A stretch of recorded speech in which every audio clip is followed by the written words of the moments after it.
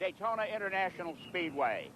This was to have been a glorious opening to a new NASCAR season. It's not. I'm Chris Economack. The deaths of racing legend Neil Bonnet and newcomer Rodney Orr during practice on the track here has stunned and saddened the racing world. But nowhere has the effect been more evident than at Thursday's pre-race drivers' meeting. I'm tired of losing my friends and my friends getting hurt. I don't know about you guys.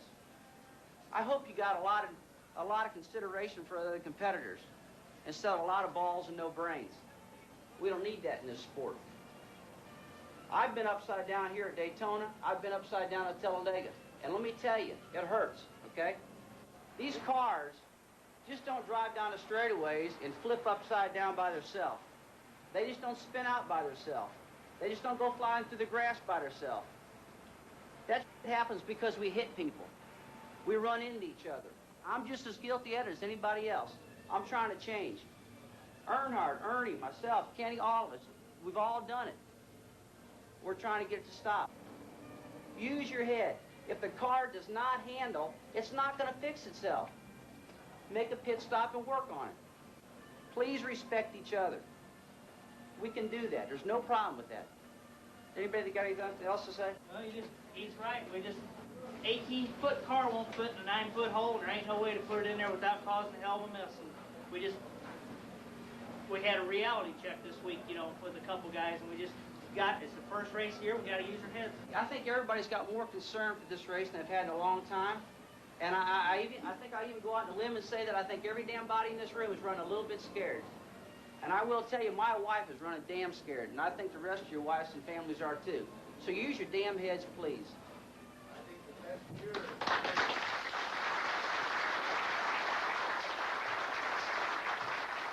Okay, one more. If past champions are concerned, imagine how the three rookie drivers feel. One of them, Loy Allen, sits on the pole. He's with Mike Joy now. Yes, Chris, for the first time, they'll be following a rookie stripe to the green flag in the Daytona 500, Loy Allen's Ford Thunderbird. But in Thursday's qualifying race, Allen started on the pole, and all the veteran drivers went to the other lane and excluded him from the draft.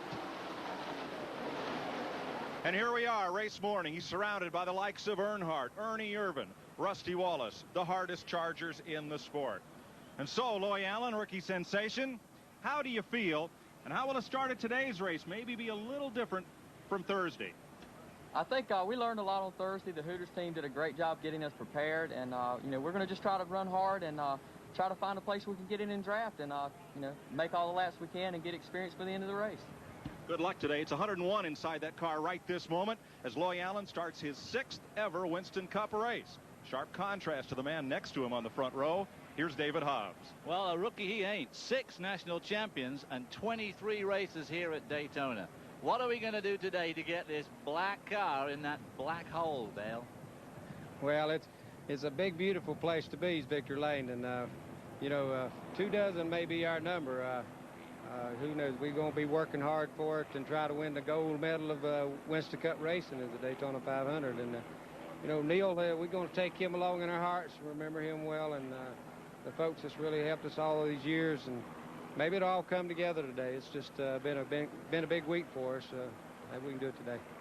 Well, there you have it, Ken. A thirst for victory tinged with a lot of sadness today here at Daytona. Ladies and gentlemen, the Daytona International Speedway requests that you join us now in a moment of remembrance as the Reverend Hal Marchman offers our invocation. Today, we want to honor the memories of 4 outstanding NASCAR drivers whom we have lost in the last year. Neil Bonnet was a unique person, friendly, caring, and with a contagious smile.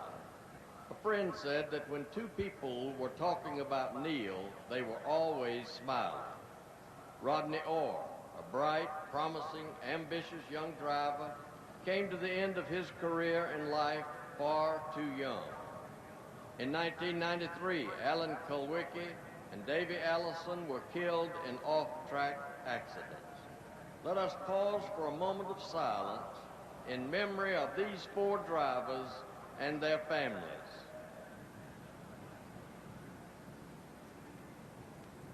Almighty God, we give thanks unto the Lord, for he is good, and for his mercy endureth forever. Help us never to get too busy, or too excited, or too worried, or too sad, or too happy, or too lowly, or too famous, or too rich, or too poor, to remember that you are our God and we are your people. We thank you for these great loyal fans and for this wonderful, exciting time. Shalom and amen.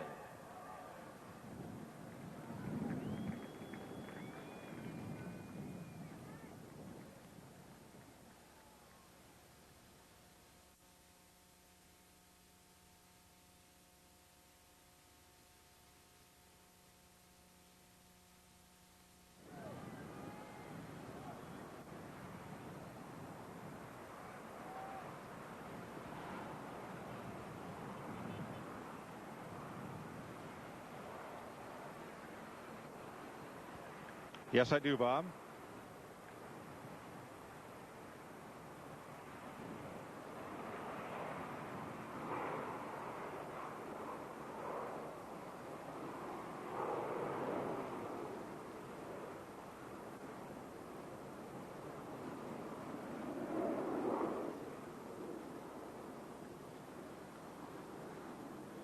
Okay. Do you want the command or we just vamp?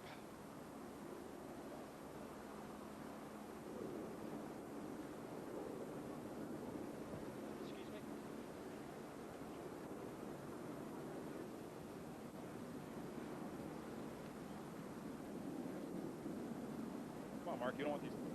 Earl?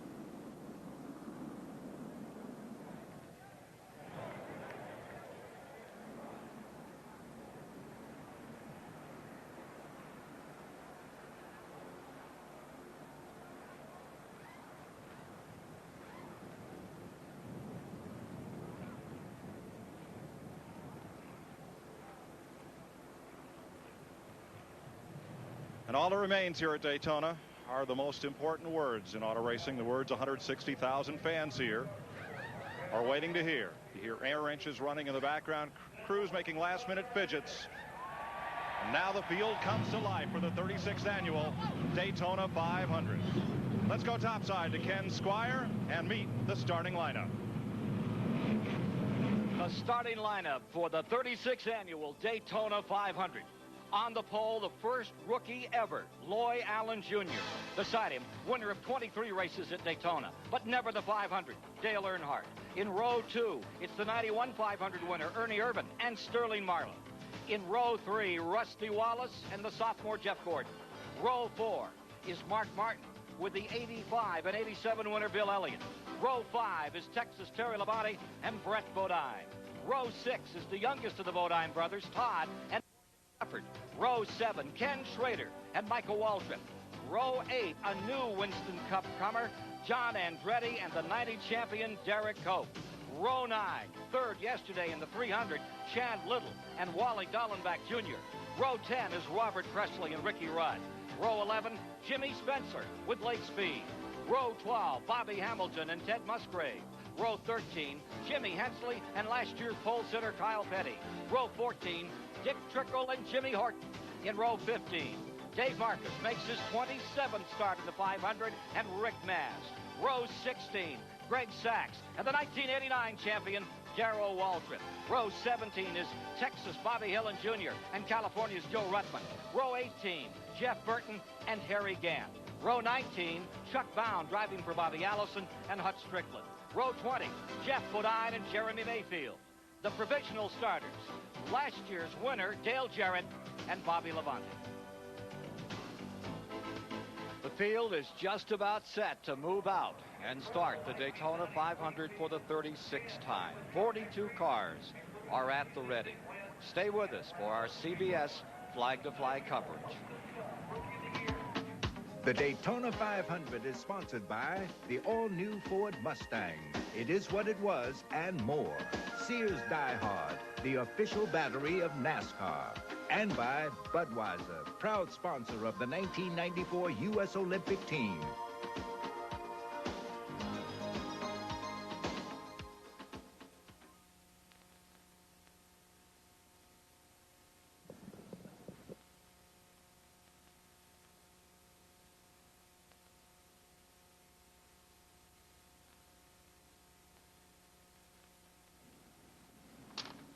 How long is this commercial break?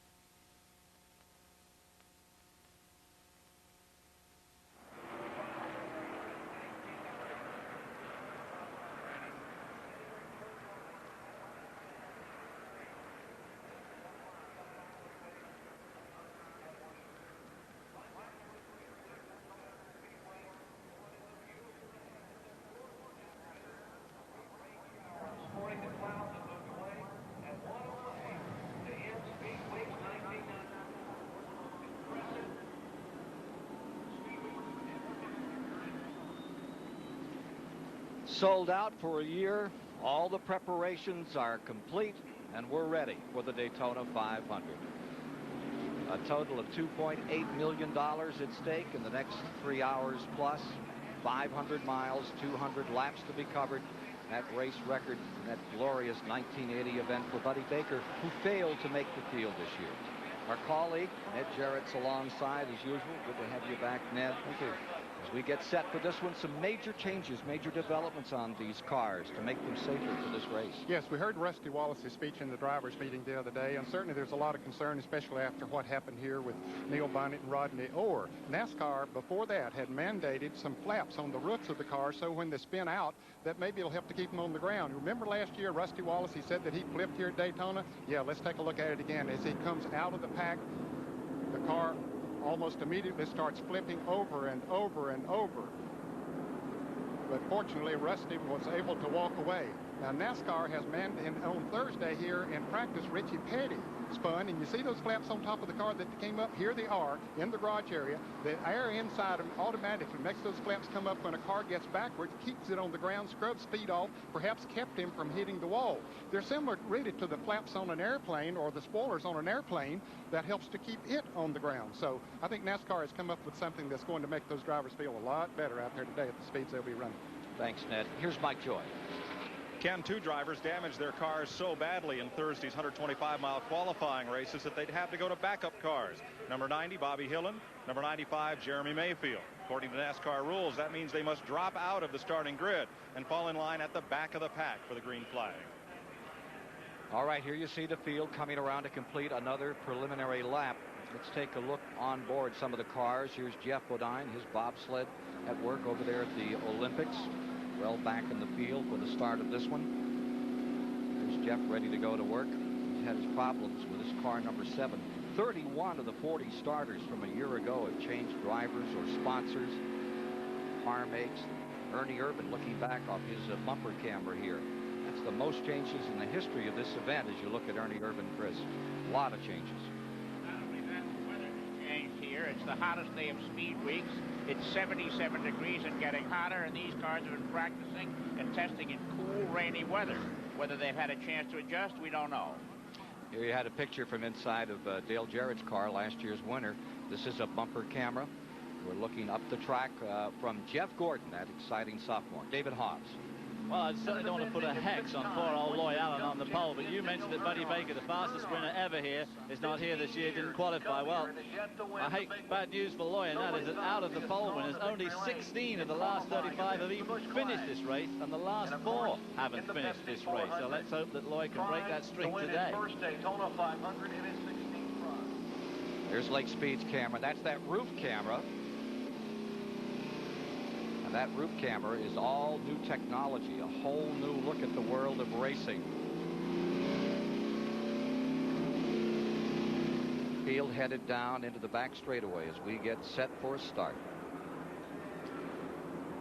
Always a dramatic moment.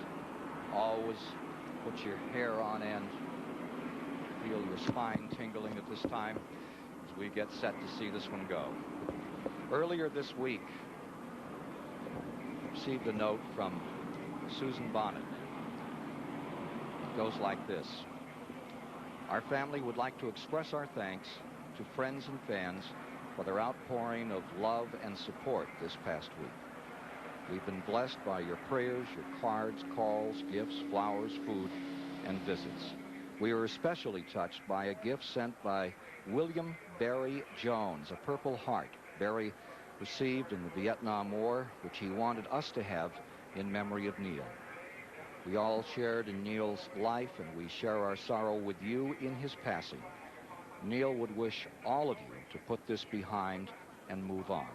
He loved life, he loved racing, and he would say, let's get this show on the road. In Christian love, Susan Bonnet and family.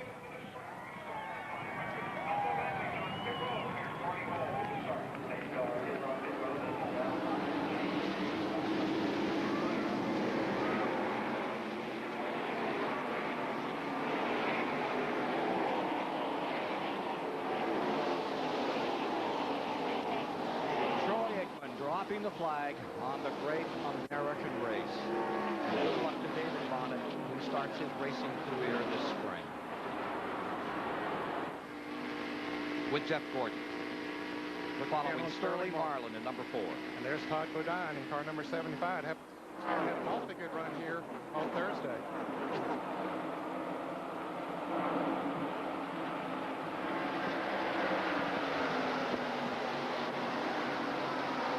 Dale Earnhardt has never led the first lap of a Daytona 500. Looks like he'll be denied this time. You can see he's back in about 4th place. Caught up on the outside there. Looks like Ernie Irvin is going to lead this first lap. Never led the first one, never led the last one. Was hoping to change that this year, but he's stuck in 4th as Loy Allen lies 3rd, first time across. On board, looking back from Ernie Irvin. There you see Rusty Wallace right there ready to attack. Irvin's out in front. Rusty Wallace is in 2nd. And the rookie, Loy Allen, back to 3rd with Earnhardt in 4th as they head down the back straightaway, 3,000 feet long. Better than 190 miles per hour here. Looks like Mr. Allen learned his lesson on Thursday. He's in that draft, and he intends to stay there. Very careful driver. Had a lot of ARCA races. Had some wins on the Super Speedway and the Automobile Racing Club of America. There you see him, the number 19 in 3rd. As the Robert Yates car stays in front. 4th, 1st, 2nd, 3rd. Chevrolet 4th with Earnhardt. From Jeff Gordon. A massive array of support for Earnhardt. Almost everyone is picking him to win. They expect him to lead early. He's back to 4th place. I wonder if this is by design. See Terry Labonte just in front here of Jeff Gordon as he sneaks up on him. This a little draft. Pulls alongside Mark Martin. Mark Martin has a problem. Car number 6 is slowing down. One of the favorites in this race. Coming by to complete lap number 3 of 200.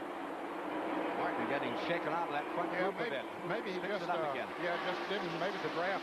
He lost the draft there and didn't want to take any extra chances. Sterling Marlin is back there in 4th. Holding 5th is Terry Labonte. Yeah, I think Martin's okay. He just that outside line just went by so fast it looked like he was slowing down. Here's Earnhardt making a move down on the inside, taking over 3rd from Loy Allen.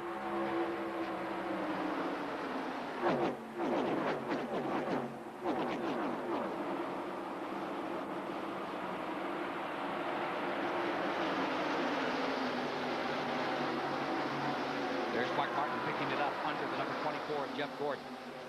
Gordon running high. And from Jeff Gordon's view off that front of the car, down low. Look at that number 6 of Mark Martin just sway at 190 miles per hour in front of him. Shows you how important staying in the draft is. That's all they talk about is staying in the draft, and they wonder who's going to be behind you. Here's a move now for the lead. Earnhardt trying to get to the bottom. Cut off. Wallace won't let him through. Earnhardt fades high. Earnhardt won one of the best races we've ever seen him drive yesterday in the 300 with a double fake on the back straightaway to pull that one out of the fire. Brilliant maneuver on Terry Labonte. His laps were running out. Time was running out. 2 corners right down to the final moment. In the pits of Mark Martin, they're reporting that that car is still running well. He just got caught up and out of the draft. He just got caught out of the draft. That was all. My mistake. I thought he was slowing down. They were just running so fast on the outside around it, but he's in great shape there right now. We've got a pair of Fords leading, a pair of Chevrolets trailing. The field is Ford top heavy. In the 42-car field, there are 25 Fords, 12 Chevrolets, and 5 Pontiacs. There you see Sterling Marlin's number 4.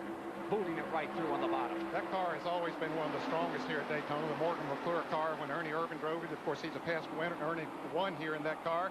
And Sterling Marlin has always run well here, regardless of what car he has been in. So it's a good combination. I think he'll be a factor all day. Further back in the field, Greg Sachs is having an incredible run.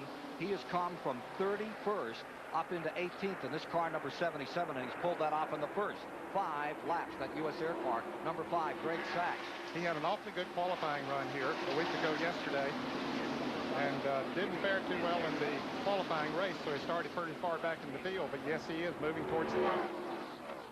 See Ricky Rudd at number 10, his own car. As he tries to get it sorted out, gets up on the high side.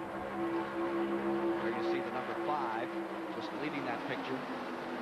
And that is the Terry Labonte ride.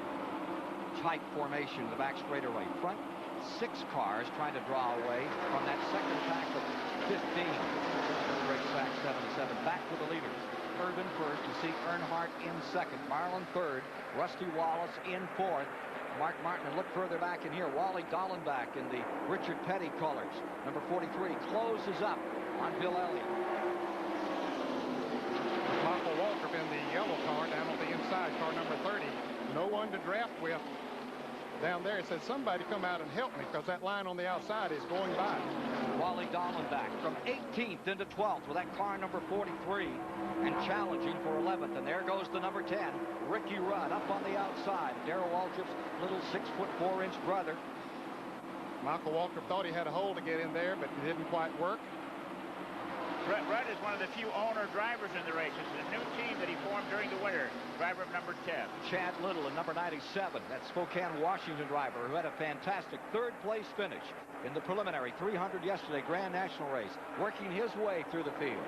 Little now running up in the top 15. Michael Waltrip still has no one to draft with down on the inside in the yellow car, and they just keep easing right by him. He's just going backwards. 7 laps complete, and there you see Ernie Irvan trying to win it for the 2nd time. Getting out here in a hurry, leading now by 4 car lengths. Nothing conservative about Ernie Irvan. Earnhardt right there. All those tries, all those close calls for victory.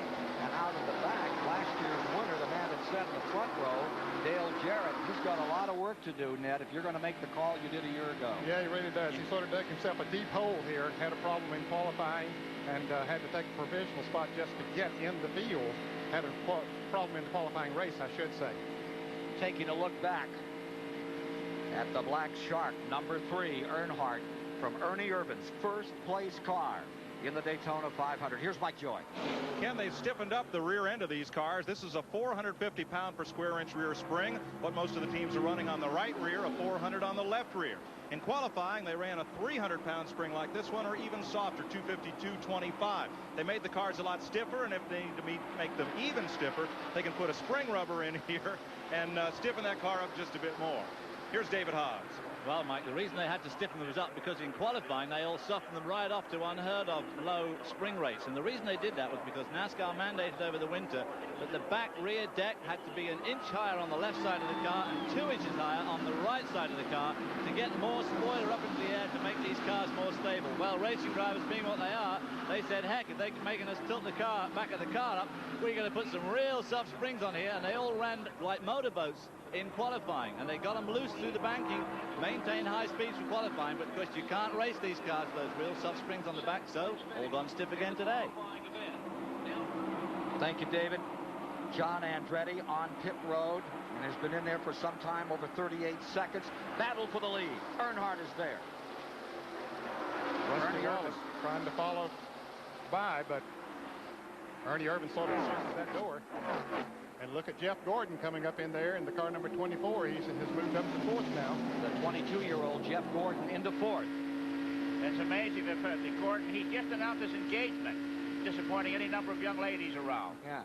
Wednesday night, foot shakes up on John Andretti's car, the Billy Hagan car, which had a great run in a 125-mile qualifier. And there is the youngster, Jeff Gordon, knocking on the door of this car. Number 2, Rusty Wallace, who lies in that 3rd spot. They shake him up down the back straightaway. Again, a challenge for the lead. This time it's Irvin to the bottom. Number 28, Ernie Irvin, back into 1st place. And you're riding with him as he scoots down to the bottom and makes it look pretty easy. After 10 laps of speed, 187.110 miles an hour. That's moving along. Well, Earnhardt got himself, he led that 1 lap 10 and got 5 bonus Winston Cup points. Anytime a driver leads a lap, at least once during the race, they get 5 bonus points. Now, they don't get bonus points every time they lead a lap, but the driver who leads the most laps then gets 5 bonus points. Rusty Wallace almost getting covered up back there behind Ernie Irvin and Earnhardt. As snuggling right into 3rd comes Jeff Gordon. My, what a man on a mission he is out here. What a clash he ran a week ago. Keeps on finding holes and diving into them. Up to 3rd, you see Wallace in the black and yellow. And Brett Bodine on a good ride up to 5th. Mark Martin right there with him on the outside. Here's Mike. John Andretti had a great race Thursday, but it's a little short today. What happened, John? We're not sure. Something happened with the motor. It dropped the cylinder right at the start, right at the green flag, and we just went back, and we're just going to try and figure out what it is and get back in the event and see how good we can do. He's raced IMSA cars, Indy cars, and top fuel dragsters, and so far a short Daytona 500. They suspect a broken rocker arm in the valve train. For the lead. 13 laps are complete. Irvin, Earnhardt, Gordon, Wallace, Brett Bodine, and Mark Martin now the top 6 just outside Sterling Marlin. Darrell Waltrip fading back. He'd made a good run, moved up through traffic. Now he has slidden back to 35th. Back in a moment.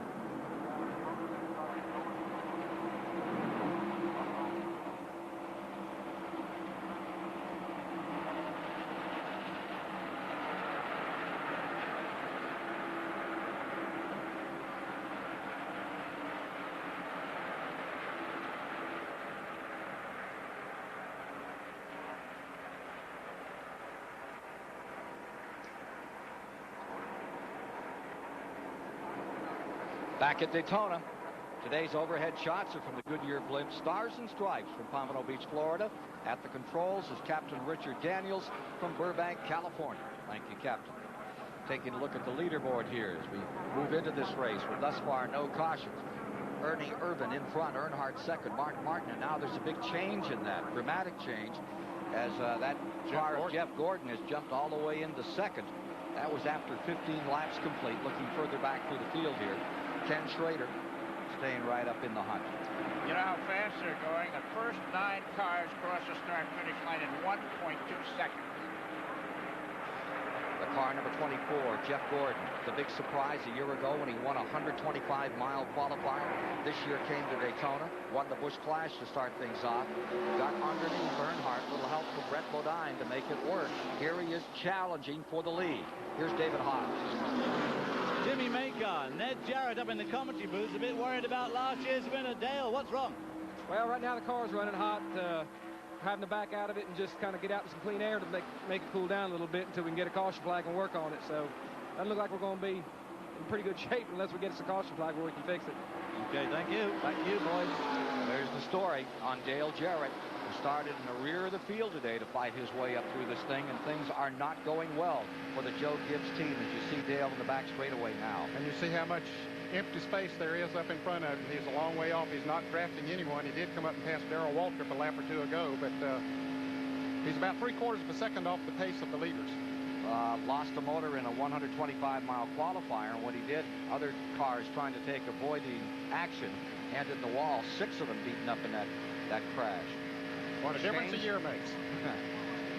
Well, it looks as though Jeff Gordon got out of the draft, and now the 2 leaders are pulling away from the rest of the field. It shows the importance of staying in line.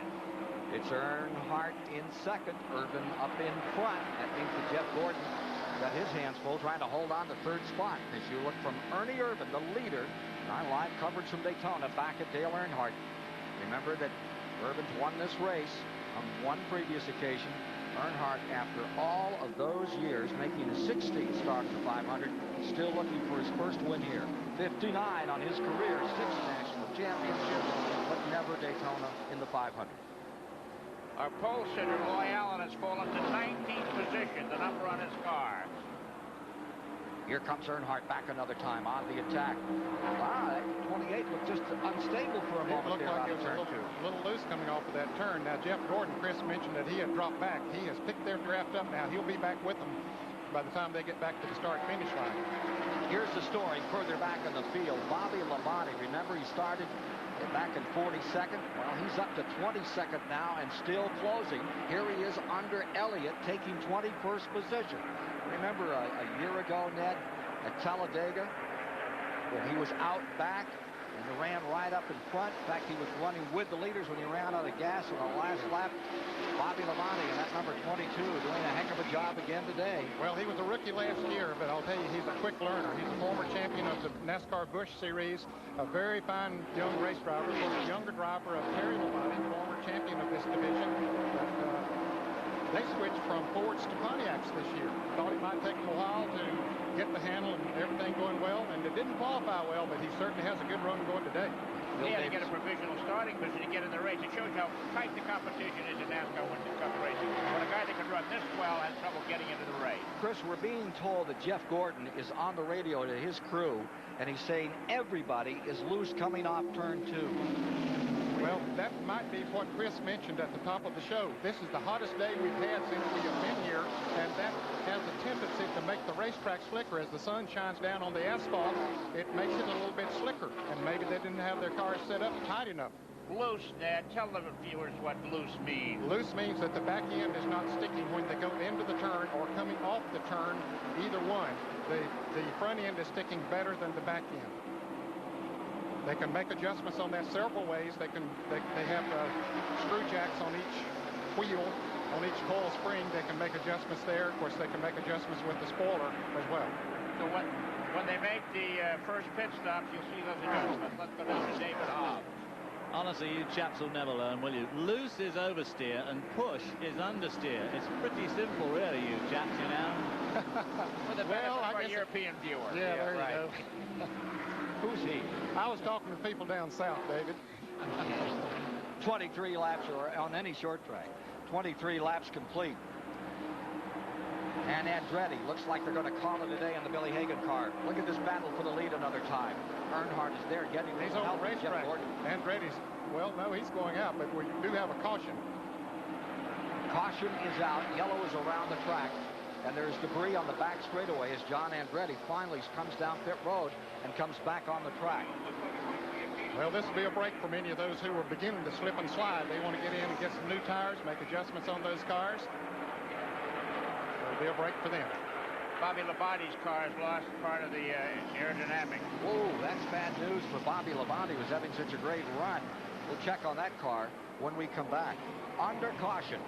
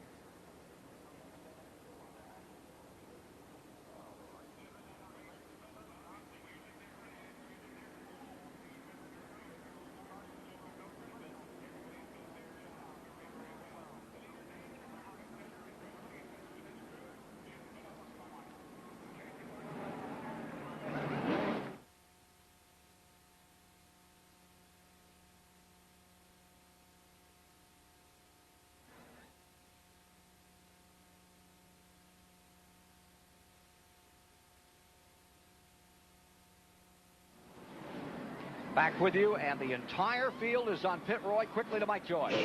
Jeff Gordon gets a quick stop. He is in and out. He is fast. Now right behind him, the number 80 car of Jimmy Horton has a pickup crew. It's part Buddy Baker's crew.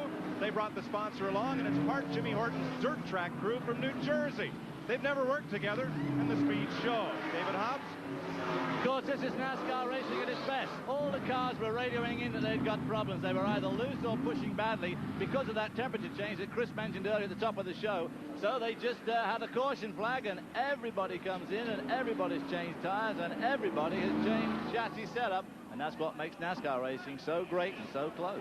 Someone left a tire out there in the grass in that exchange of rubber. Here's Earnhardt back out quickly, and Lake Speed's number 15. Looks like he's found himself a place to run up there in second. We'll return to the Daytona International Speedway after this message and a word from your local station.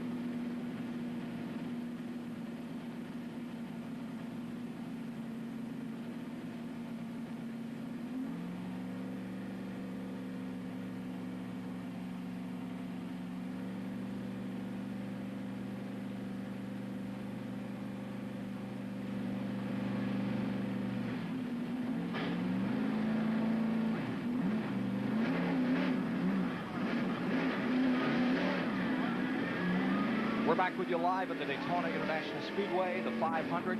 Last year's champion, Dale Jarrett, rolling out after a lengthy stay on pit road, and doesn't look good. They raised the hood and put water in the radiator. That's not a good sign, really, but maybe they lost some water when the car was overheating. Field is still under caution. Jeff Gordon's the new leader. Jeff Gordon is just having a remarkable time here at Daytona. He loves this racetrack. We were talking about that move he made on Irvin and Earnhardt with the assistance of a very strong running Brett Bodine to win the Clash. If you missed it last week on CBS, it was a thriller. Here you see him from the pace car, leading him down by, and you see Ricky Rudd, his new team, running in second. Earnhardt's in third. Lake Speed is fourth. Looking a little further back, Ernie Irvin fifth. Chad Little up to sixth, and Little is having a heck of a week. The Spokane, Washington barrister who's finished law school, now up to sixth position. Todd Bodine's in seventh. Rusty Wallace in eighth. Kenny Schrader ninth. Labonte is 10th. Brett Bodine 11th. Sterling Marlin 12th. As we go back under green with 26 laps complete. Mark Martin, who was with the leaders before, is now back in 20th place. Shows you what pit work can do for or to a competitor. I would say they made some adjustments on Mark's car. Spend a little extra time in the pits to be sure to get those adjustments made. And make that 27 laps complete as they come back under green. Here you see Jeff Gordon out in front. Car that Ray Abraham has produced. A year ago, Ray said that some of the guys on their pit crew were making their first time ever in the pits of Daytona. And look at this shakeout. Ricky Rudd goes to the lead. Gordon drops to sixth. Whether that's because he was out of the draft or the adjustments out were of the draft. Well, yeah, we'll find out. It, but I said Ricky's going to lead, but is he going to lead the lap to get the 5 bonus points? No, Earnhardt's going to. He doubled it up. Earnhardt's going to take it back. Yep. Lake Speed comes with him in the second spot. Now Rudd caught on the outside out of the draft, but now everybody's making draft. They get 2 and 3 points abreast going into the turn. Well, I wonder how much different the cars feel to the drivers after these adjustments have been made. Well, yeah, it'll be interesting to see. New tires certainly will make the car feel different. Usually, it'll make the car feel much better to the drivers. Look where Todd Bodine is in this mix. Butch Mock's car, 75. That's a great ride for Todd Bodine, the youngest of the Bodine brothers, up there in third spot. Blue, white, sort of a pink 75. I'll tell you, the guy that got chewed up on that one was Jeff Gordon. Yeah. Yeah, Gordon and Ricky Rudd both got put back in the field. We understand that Jeff Gordon has told his crew, hey, I'm just being patient, not taking any chances, which is very, very smart. Fell 11th place, though. Yeah, fell to 11th. Here's Mike Joy. Jeff Gordon's had a pretty good week so far. The other night he gave Brooke Seeley a ring with a rock the size of a lug nut. They're engaged. Congratulations. Thank you. Was that a big surprise? Very much a surprise. It was our 1-year anniversary, and he took me to this little French restaurant. We had a private room, and then he popped the question. Yeah, he's just been full of surprises this week, winning the Busch Clash and proposing, and maybe he'll surprise us all today and win this race. Congratulations. They met at last year's 125-mile qualifier in Victory Lane. She's the girl on the left in your picture. Now they're engaged. The dating game at Daytona 500, Chris. Been popping with Gordon. Been popping the clutch, now he popped the question. Talented young man with a lot of Isn't he talented? pride in his future. 13 years old, he was handling those 700 horsepower sprint cars. He is just if there is such a thing in this sport as the natural, he's one of them in the tradition of Earnhardt. Here's David Hobbs. Well, from romance to the grittier side of life, we keep on hearing about tires, but you know, there's some pretty amazing statistics on these tires. You see this big, stiff sidewall tire, but of course, do you know how much of this tire is actually on the road on these 3,500-pound behemoths? It's a strip, obviously the width of the tread, and it's about 4 inches wide. So you've got about 56 inches of tread on those 4 wheels, holding that entire 3,500-pound car up at close to 200 miles an hour. And when you go into these 31-degree bankings, a tremendous amount of the weight of that car gets transferred and shifted to the right front. That's why the right front tire is always so important on these cars, and that's where they jack the weight around. They can take weight in and out of those tires, which is what makes all the difference to the handling. And of course, when they're going down the straight at close to 205 miles an hour, the cars definitely lift, and as they lift, obviously they lose contact patch. So down the back straight there, some of these cars are on some pretty skinny bits of tire, I tell you. Those pictures from Jeff Gordon's car as he noses up in there under Ricky Rudd. The tire war between Hoosier Race Tire and Goodyear was ended faster than Desert Storm after the Thursday skirmish in the 125s. All of them switched to Goodyear. The whole field is on Goodyear tires again today out here. But there was a big story all week about those Hoosiers who had taken the pole with Loy Allen. Yeah, they were faster for a few laps, but in the race they just were not what they intended for them to be when they came here. You know, this is the biggest sporting crowd in the southeastern United States. 140,000 seats. Up until this year, they've added 5,000 now. Dallenbach down on the inside, 3 wide, battle for 11th, and Wally Dallenbach squirts that number 43 STP car down on the bottom of the track. Looks like he's going to take the spot. Oh no, back on the outside comes the car of Jeff Gordon, and with him comes Michael Wallace. And look at Bobby Labonte. Whatever happened to that car, the report was that a piece of metal had come off it. It hasn't hurt him. He's running up in 13th position, challenging for 12th. Yeah, I don't think it has affected his car at all. The car seems to be handling great. Bobby did a good job driving it, too. He was a rookie last year, as we said, but he caught on quick. He sure did. Smooth race driver. Guess it's a family tradition. Running order after 32 laps have been completed here. Going back through the field, let you know where some of the folks you know, in Thursday's qualifying race, Jeff Gordon was the front runner until he made his pit stop, and they made the adjustment, and his car went backwards. Now he's back in 16th place. It may just be that the man with the wrench went too far, perhaps in the wrong direction on the adjustment. Doesn't take much with these cars. Of the 42 starters, all but John Andretti are still in the lead left.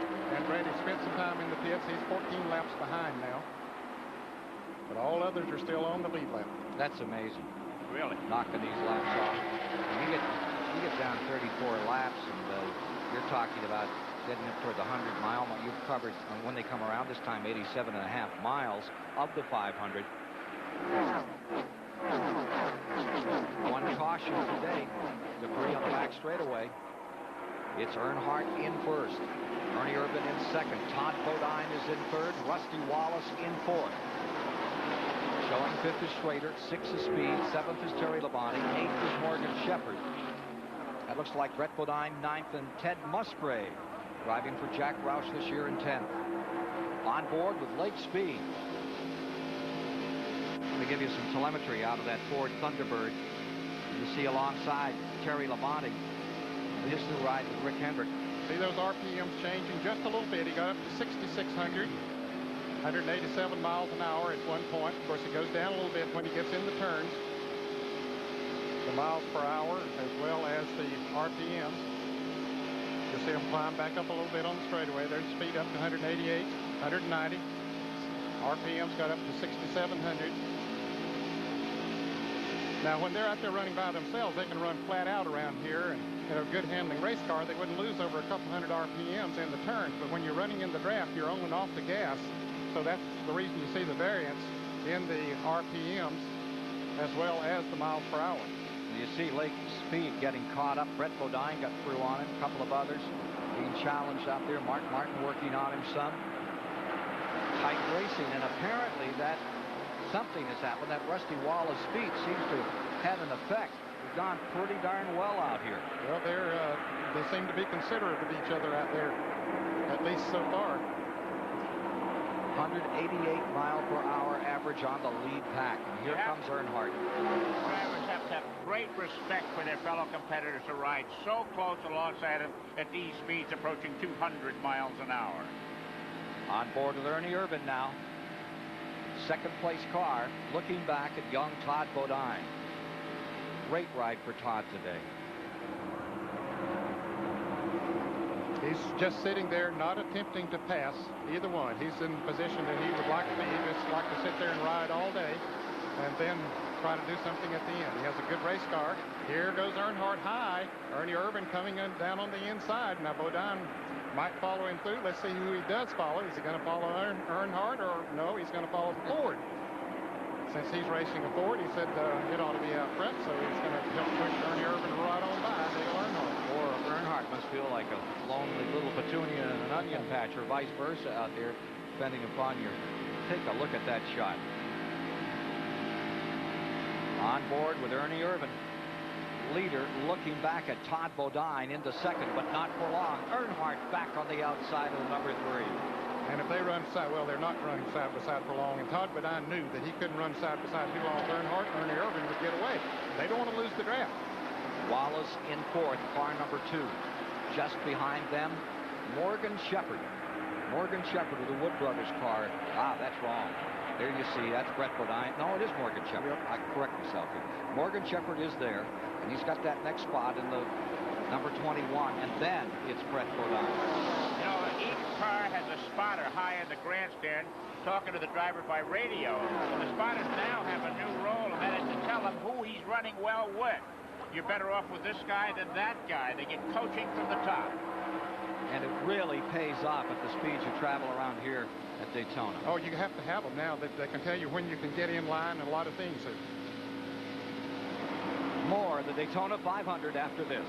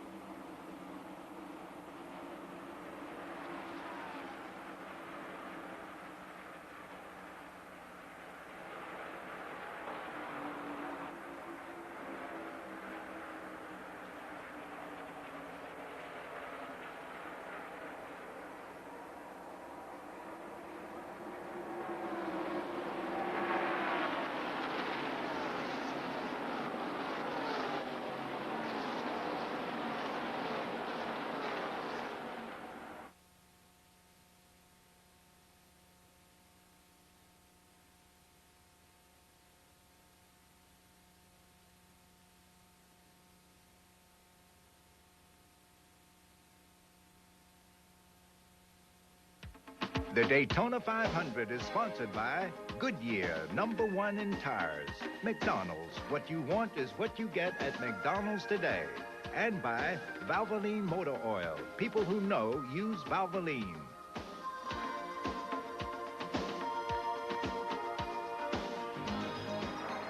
With Chris Economaki and Ned Jarrett alongside, I'm Ken Squire, David Hobbs, and Mike Joy down along pit road, bringing you the action of the Daytona 500 36th annual. You're looking how they stack up right now. Ernie Irvin is leading this race. The first time he's led the 500 since he won it in 1991. As you see, Earnhardt is second, followed by Bodine. Looking further back in the field, Rusty Wallace has slid back to 10th spot. Sterling Marlin 15th. Bobby Labonte, still a good story, after starting the last row and now finding himself in the 14th position. Well, we've got 100 miles in, Ken, and we've had 7 lead changes. That's almost as many as you see in a season of Formula One racing. And it's been accident-free. We've had only one caution, if you're just joining us.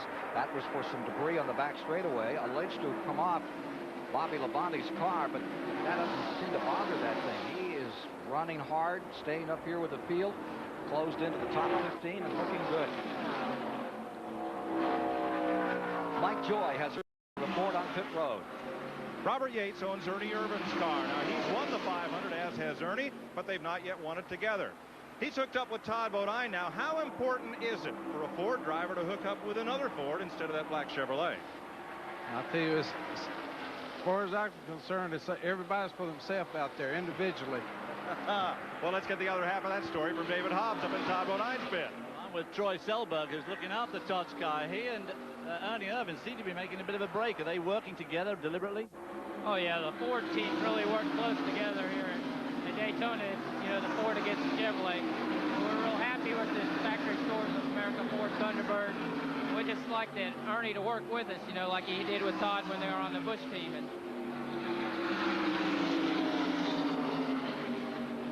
And the Chevrolets are giving us a tough time right now, but we'll be around there at the end. Just give us some time. Okay, that's from the words of wisdom from Troy. Back to you, Ken. Tough skirmish up in front. Saw Bobby Labonte, everybody loose out there in 2.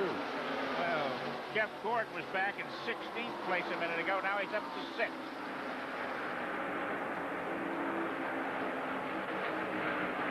Getting a report that Ernie Irvin was asking his crew to tell the Todd Bodine crew not to run him so tight in the corners. We've got one car coming in. Brett Bodine, number 26, is on pit road. And he and Bobby Labonte got together just a moment ago. You said that skirmish up front could have done a little bit of damage to his Ford. Let's see what they do to Brett Bodine's car. Or maybe he has the tire going down, not taking any chances. He's going to change all 4 tires, it looks like. Now, and after the end of last year, remember when he drove with a broken wrist for cement? He drove one-handed up at Martinsville and all that. He says it's really such a delightful change to come back here and do some two-fisted driving. Here's David Hobbs.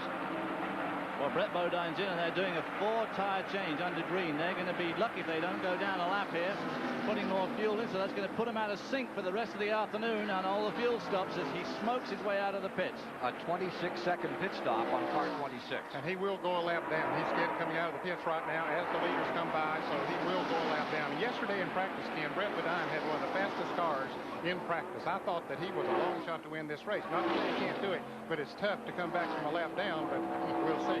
His car is owned by drag racer Kenny Bernstein. Big name in that straight line sport. Look at this struggle for first place. On the inside, number 28, Ernie Irvin. Falling back now as Earnhardt goes for the lead. And here comes young Todd Bodine. You know, Butch Mock must know something. He brings cars down here. Remember, he brought them down for Lake Speed for Joe Ruttman, Neil Bonnet. In fact, Neil Bonnet, back in the old days of Mock and Rahili, they were major challengers to win this thing. They just build good cars for the super speedways, Talladega and Daytona. They really do. They've had some awfully good runs here. And Todd Bodine having a good run here today. He might have the best car in the field right now. He has pulled away a little bit there. Ernie's car apparently getting loose. Car number 28. And here's Earnhardt going high. Todd Bodine might say, hey, let me lead this thing for a little bit. You know, right. Earnhardt going high like that reminds me of Richard Petty's style of a decade ago. He liked it up near that outside wall. I wonder if that's a choice by Earnhardt or the fact that the car is washing up there. Well, it's probably the way the car is set up right now that he's sort of driving it up there. But you can see there, it slid up there then, Chris. Yep. Yeah, that was not by choice that he went up there. That's sort of like what happened to him last year when Dale Jarrett passed him on the last lap to win this race. Bodine doing a dandy job. Ernie Irvin looking up from 3rd spot, closing up on Todd Bodine in 2nd. The Butch Mock car. Butch Mock, part of the Mock Rahili team that ran 2nd here at Daytona back in the mid-'80s with Lake Speed, early '85. Butch Mock owns that team completely himself. He and Rahili have split up. Wonder what's happened to Rusty Wallace. He's buried deep in the pack after the pit stop. Well, there you see Rusty, and he is getting devoured. Yeah, he started going back about 5 or 6 laps ago. Apparently the car has gotten loose with him. Here's Kyle Petty in car number 42. You see Bill Elliott in red number 11. Now that's about back in 25th spot. Bobby Hamilton just going by in the 40. There you see Kyle, who's off his pace today. Look how high Elliott was running up above the top white line. Jimmy Hensley down there on the bottom under Rusty Wallace, and Robert Presley, the replacement for Harry Gandy. No, take that back. It was Chuck Bound at 12 right there. Bobby Allison's car. Before we had the only caution that we've had today, we started mentioning that some of the cars were getting loose, and we were getting those kind of reports from the pit area. Well, we've run another 25 or 30 laps here again, so we're seeing the same thing happen. showing 50 laps now complete. 50 complete. And 125 miles in the book. Thing was a qualifier the other day and running just as tight. Again, young Bodine down on the bottom, challenging Earnhardt. He's got help this time on the bottom. He may take the lead. Further back you see Jeremy Mayfield, Darrell Waltrip. Waltrip having fun today. Front 40 across the line to complete the lead. Now Earnhardt is moving into some traffic. This is the first traffic we'll see in this 500-mile race today as he starts to overlap the slower cars. Just behind these front three cars coming up on lap, and they're about ready to lap DW. He's going a lap down.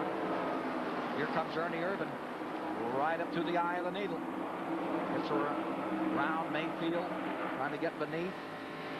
Mayfield drops to the inside, lets him through easily. One of the little ARCA driver, that Mayfield. Yeah, one gentleman on the track is here.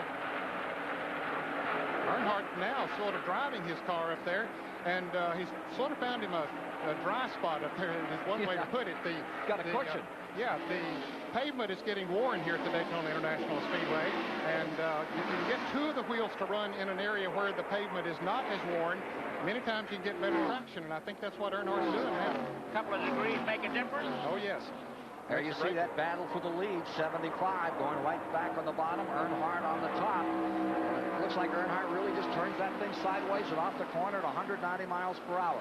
Just behind them, you see Jeff Gordon in that fourth position with Michael Waltrip, a good stout fit. And directly behind him comes number 21, Morgan Shepherd there.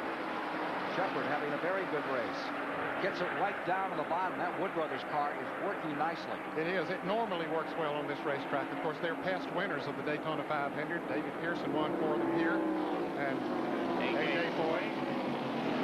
Marvin Hedge, Tiny Lund. Behind him. And Cale with 68 pulled it out. Yeah, the Wood Brothers know how to set a race car for this racetrack. Here's Mike with the report. Rusty Wallace started 5th. He slid back to 29th. What's the story, buddy?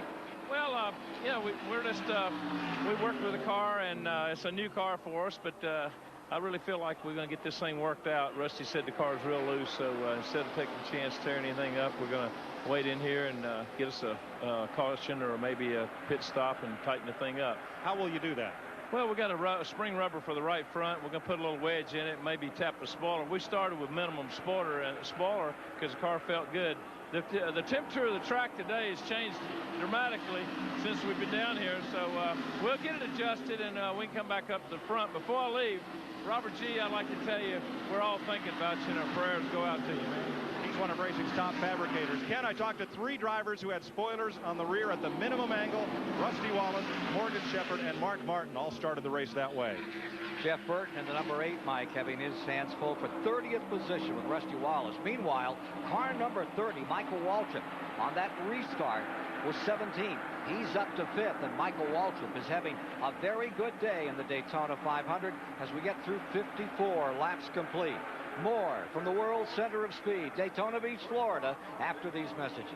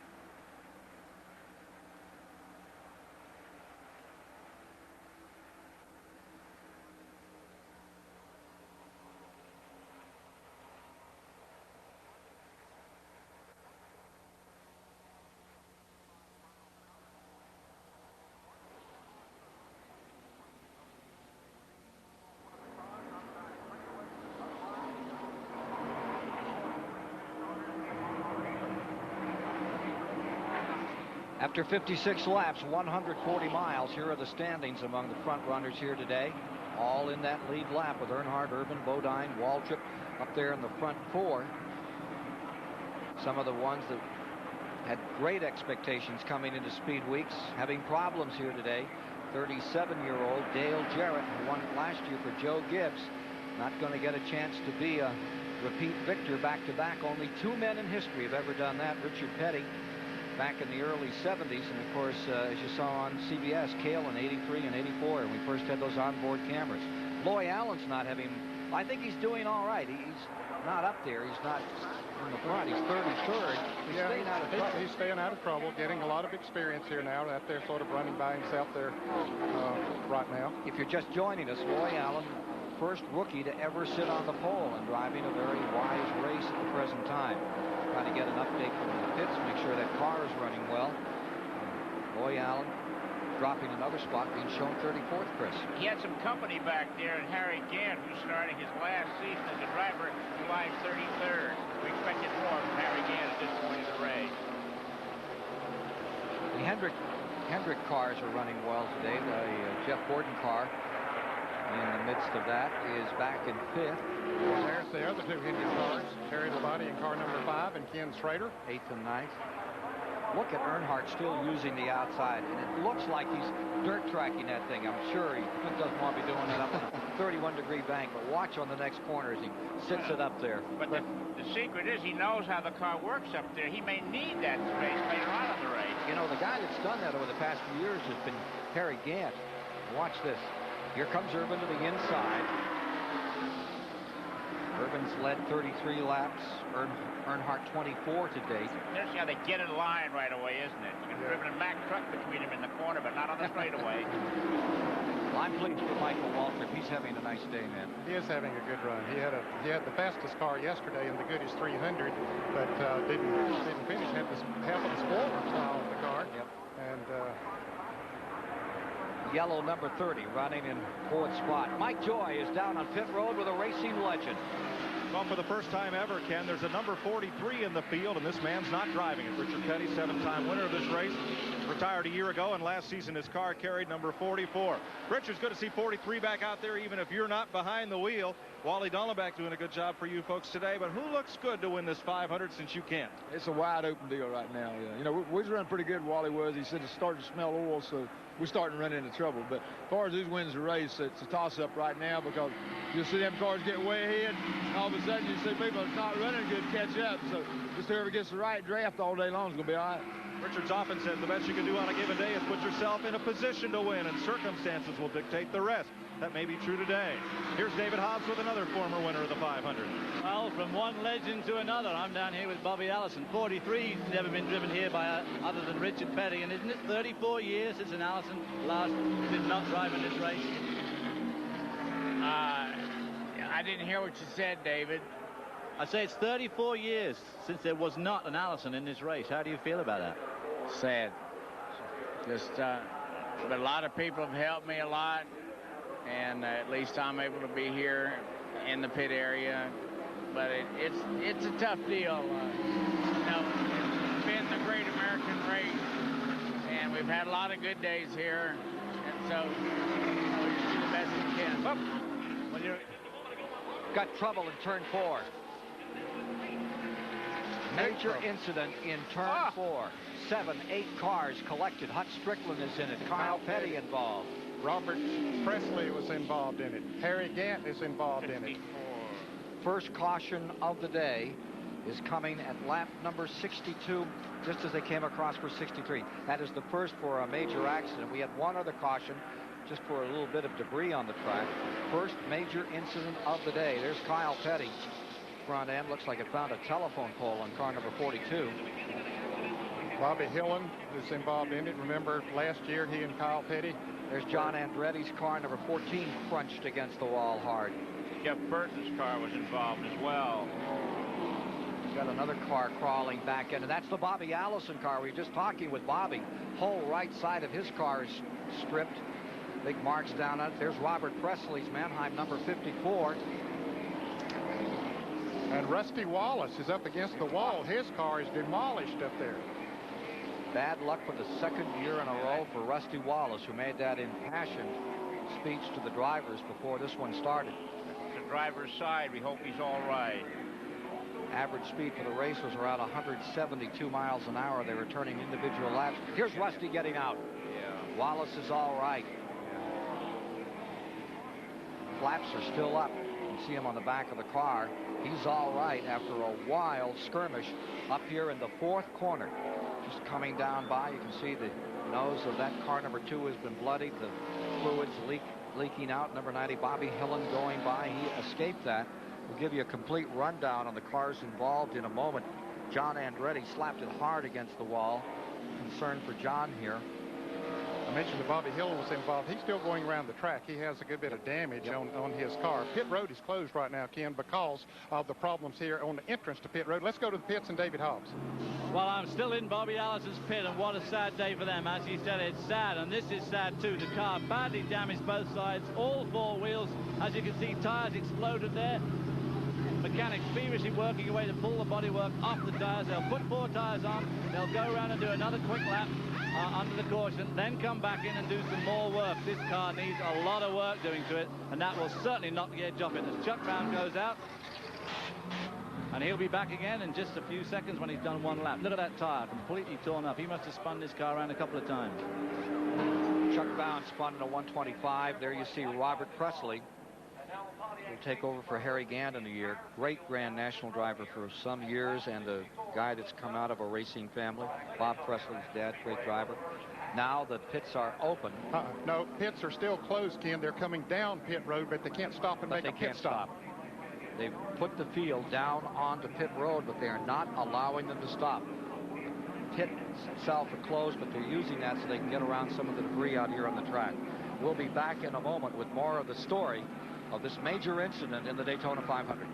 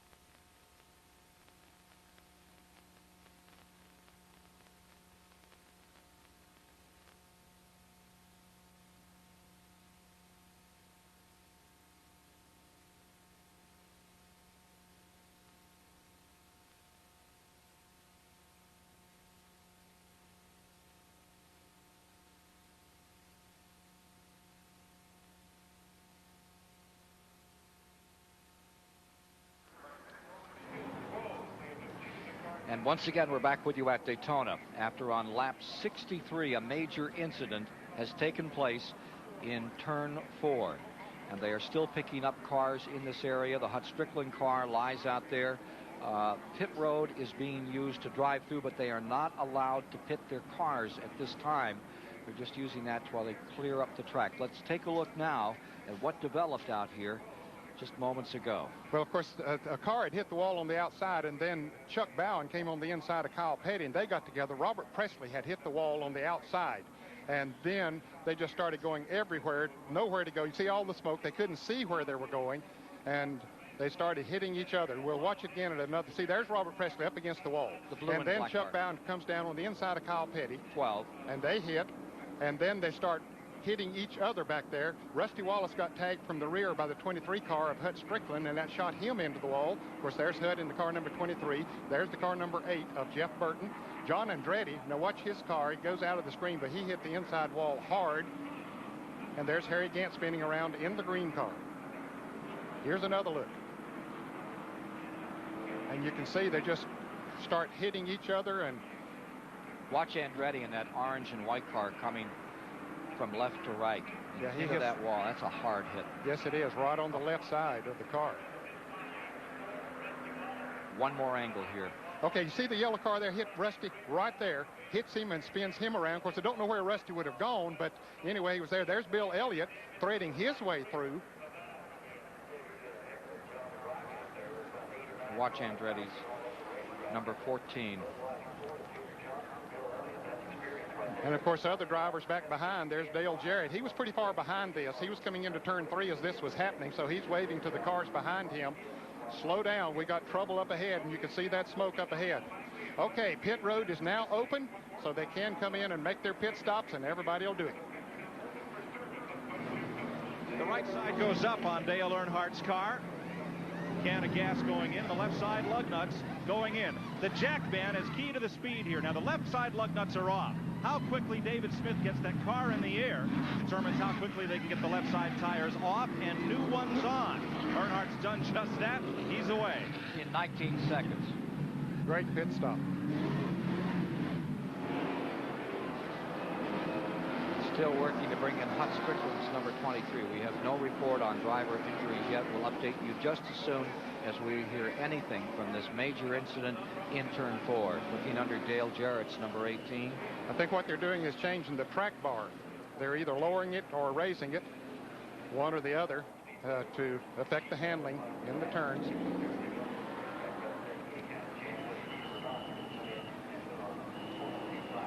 Let's take a look at as many as we can give you that were involved in this wreck. Robert Presley looks like his day is over. For certain, Hut Strickland. The number 42 of Kyle Petty. Harry Gant's 33. Portland, Oregon's Chuck Bound. Rusty Wallace for what, the 3rd time in the last 4 Daytona 500s getting in trouble up here. Andretti, Marlin, Bobby Hillen involved in that crash. Some folks really keeping track of things out there in the infield. We'll return to the Daytona International Speedway after this message and a word from your local station.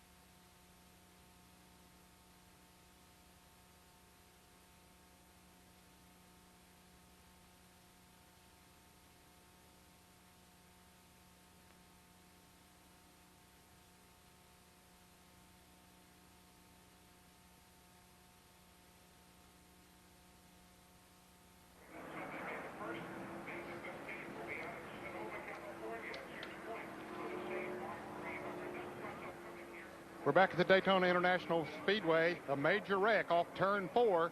And let's take a look. Here is Rusty Wallace in the black car down on the inside, and Hut Strickland coming in fast. Rusty had already slowed because the wreck was happening in front of him. Now we'll move ahead, and we'll see just about that time he gets hit from behind as these cars spin in front of him, shoots Rusty right out into the wall. And look at Bill Elliott in the red car. He weaves his way through there. Amazing that he got through it. And Bobby Hamilton also in the 40 car down on the inside got through as well. And look at John Andretti now. He's in the orange and white car coming right through there. He'd already been hit. He hits Harry Gant right there and gets a little bit of a nudge. It shoots the car right into the inside retaining wall very, very hard. Kyle getting wrapped by Bobby Hillen. Let's get a report from pit reporter Kyle Petty. Tell him that. Kyle, go. Man, I can't interview myself. I don't know what happened. The 54 car and somebody was racing. One car got loose. The inside car got loose, got up into the outside car. They came back across the racetrack, and I got hit from behind and spun around, and now I think I got into the side of Chuck Bound. I think he was coming by, and I probably got in the side of him and spun him. And then you're sitting there, and I just put it back in gear and was rolling off, and that blind boy come through again and run over everybody, so I don't know what the deal was. Thanks very much, Dan. To you, Mike. Well, Troy Aikman's here in the pits of Sterling Marlin, and how'd this all come to be? I understand it's your first big stock car race. Yeah, this is the first one. I've been spoiled a little bit. I got to wave the green flag, and then the Sterling Marlin's crew was kind enough to let me come down here and be a part of it with them. I understand he was a visitor at the Super Bowl, and you guys got to talking about various things about your respective sports, and he got you interested. Right. He came down for the San Francisco game, the championship game, and then he was there for the Super Bowl as well. And so we got to talking about it. He invited me down here, and I'm thankful for it. This has been a real experience for me, and I've got to be down in the middle of it, which a lot of people don't get that opportunity. I don't think he'd want to have one of these 3,500-pound defensive linemen coming at him, but it does look like a lot of fun from here. Here's David Hobbs. Rusty Wallace, after that impassioned plea in the drivers' meeting on Thursday, what happened? Was it just one other racing accident? I think this particular time was just a racing accident, to tell you the truth. I don't know what triggered it, but I do also remember looking up and seeing the 54 car heading straight for the wall. Then when that happened, I just throttled back and started slowing down and picked a hole through the smoke. And Hut Strickland just couldn't slow down and got in the back of me, but it wasn't his fault. I mean, that was one of those deals where there's so much smoke and you're so far up on the scene, you're trying to get it gathered back together. But, man, this makes 4 Daytona 500s for me that I fell out. I just like to thank all the guys back at the shop, because this car, this Thunderbird, was flying. And I made a suggestion on a pit stop early and went the wrong way, and the car got real loose. And we were just going to wait and fix it, but didn't make it to that point. Yeah, but last time you didn't finish here, which is also pretty dramatic. 3 weeks later, you were leading the points championship, so all is not lost. Exactly right. I'm an optimistic person. I never say die. And I tell you what, after all that's happened down here and all the stuff, I'm ready to go back home, go to North Carolina, go to Rockingham, and try to win it again like I did last year. Okay, thank you. There you have it, straight from the horse's mouth. Week away, then off to Richmond, Virginia, as the Winston Cup Series gets underway for 1994. Go to a mile track, then to a three-quarter mile track at Richmond. Both provide excellent races. So Wallace is out. He's crashed out of the 91, the 93, the 94. Back in 84, remember, we had a wreck down here in turn 1, and he had a big side-over-side back in the 80s in a 125-mile qualifier. Now, Dan, we're down to 31 cars in the lead lap. But what, 1 or 2 have been lapped? How many are we showing? Oh, we're showing more than that now being lapped. Yeah. Well, some have been lapped. Of course, we lost a lot in that wreck. Todd Bodine has moved to the front. He's the new leader once the green flag will come out. Great pit stop by the Butch Bach Motorsports team. He'll have Dale Earnhardt, they say, in second. That isn't the way it looks, however. It looks like Jeff Gordon to me up there, and then Earnhardt as they come around. You see that 24 right there. And then Earnhardt back a spot. Yeah, even as good as Earnhardt's pit stop was, 2 others beat him out. Artie Irvin comes next. Terry Labonte in the 5 car, followed by Ken Schrader, Mark Martin, Morgan Shepherd, Lake Speed 9th, Sterling Marlin 10th, Jimmy Spencer 11th, Michael Waltrip 12th, and Bobby Labonte from that 42nd position. He's up to 13th. Bobby Labonte in the 22. Furthest back anyone's ever come to win this thing from 32nd back in 78. Leader of the Alabama gang, Bobby Allison did that one. Last driver lead the 500. Butch Mark car. Joe Ruttman back in 91. Ruttman wound up in third. Right now, Todd Bodine just blowing him off. Yeah, pulling away. Boy, he really got a good start. Great start for young Todd Bodine. He has to look up in his mirror and said, what happened? Good feeling, though, to be sitting out there running by yourself. You see Dick Trickle in the 32 fading high. Chris, I think we should tell the fans that if we get down to caution the last 10 laps, there's a big change out here this year. They're not going to double them up. It's going to be single file for that last 10, so those leaders don't get boxed in.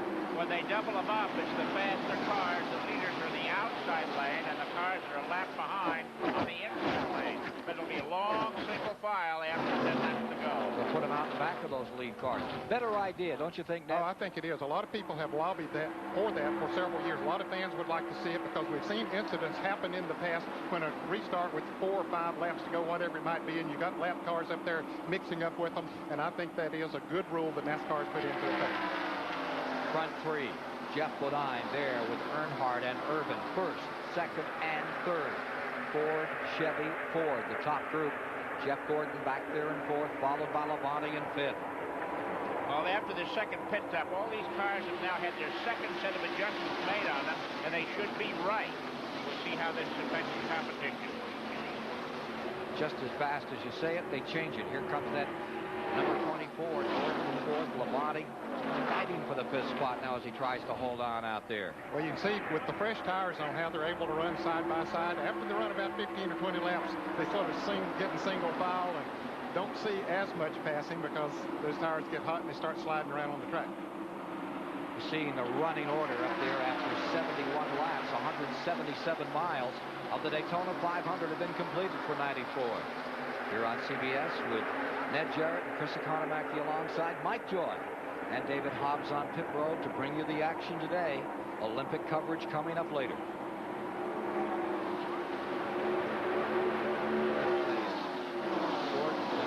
Spot to really pull a sophomore sensation move in this one. And he just, you know, some drivers have a little reservation about these big 2.5 or 2.6 mile tracks. Not Gordon. No. He thinks this is a third mile. He's not intimidated at all. And 2 former winners back in 26th and 27th place, Dale Jarrett and Bill Elliott. You never know. Yeah, there is another changing of the guard, Chris. There's no question about that.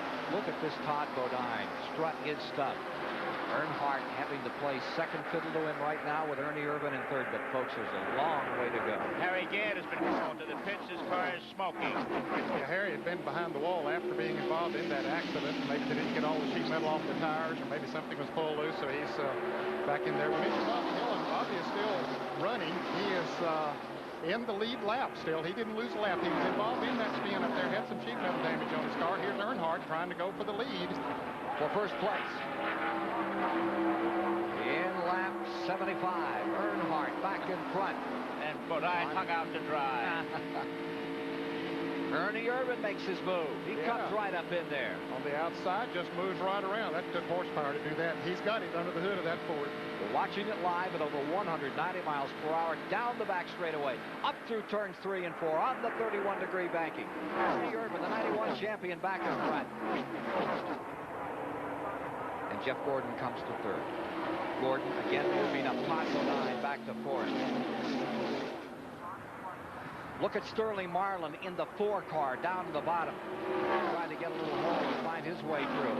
Nothing opened up. There's the car number 27, Jimmy Spencer in the Junior Johnson car for first time this year.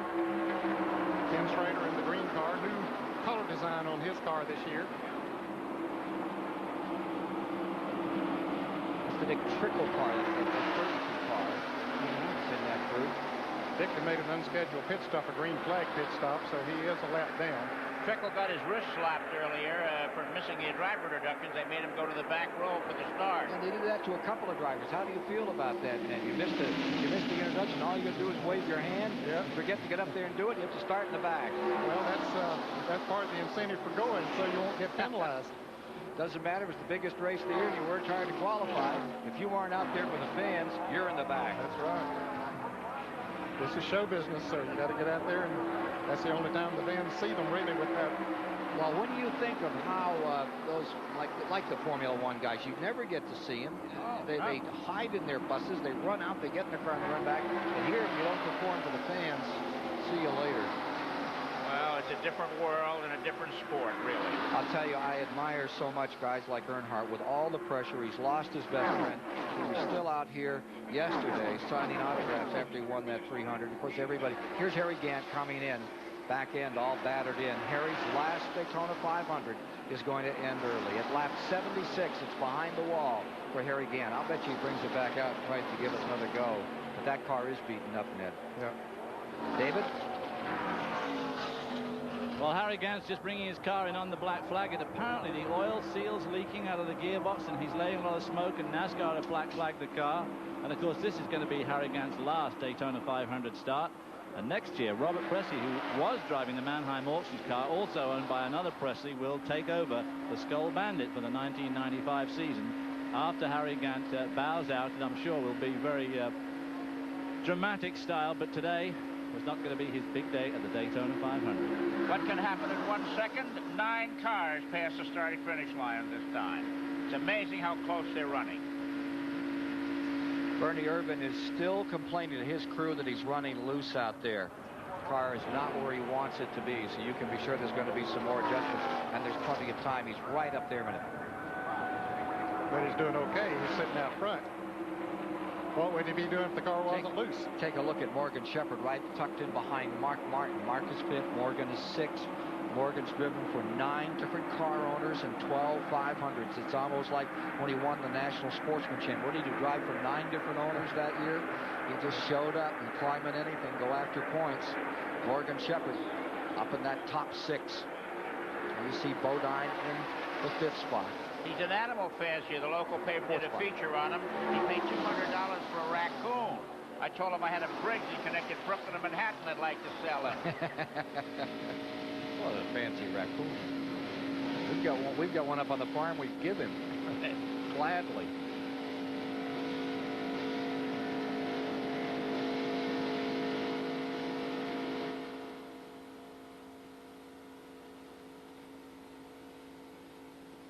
Upsy. Ooh, bad. And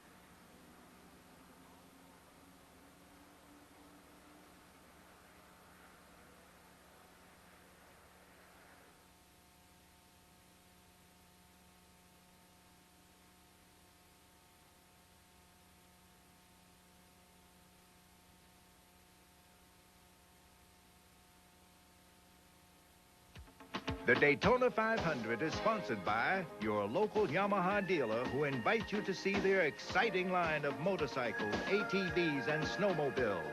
A1 steak sauce. A1, it's how steak is done. And by Kellogg's, the best to you each morning.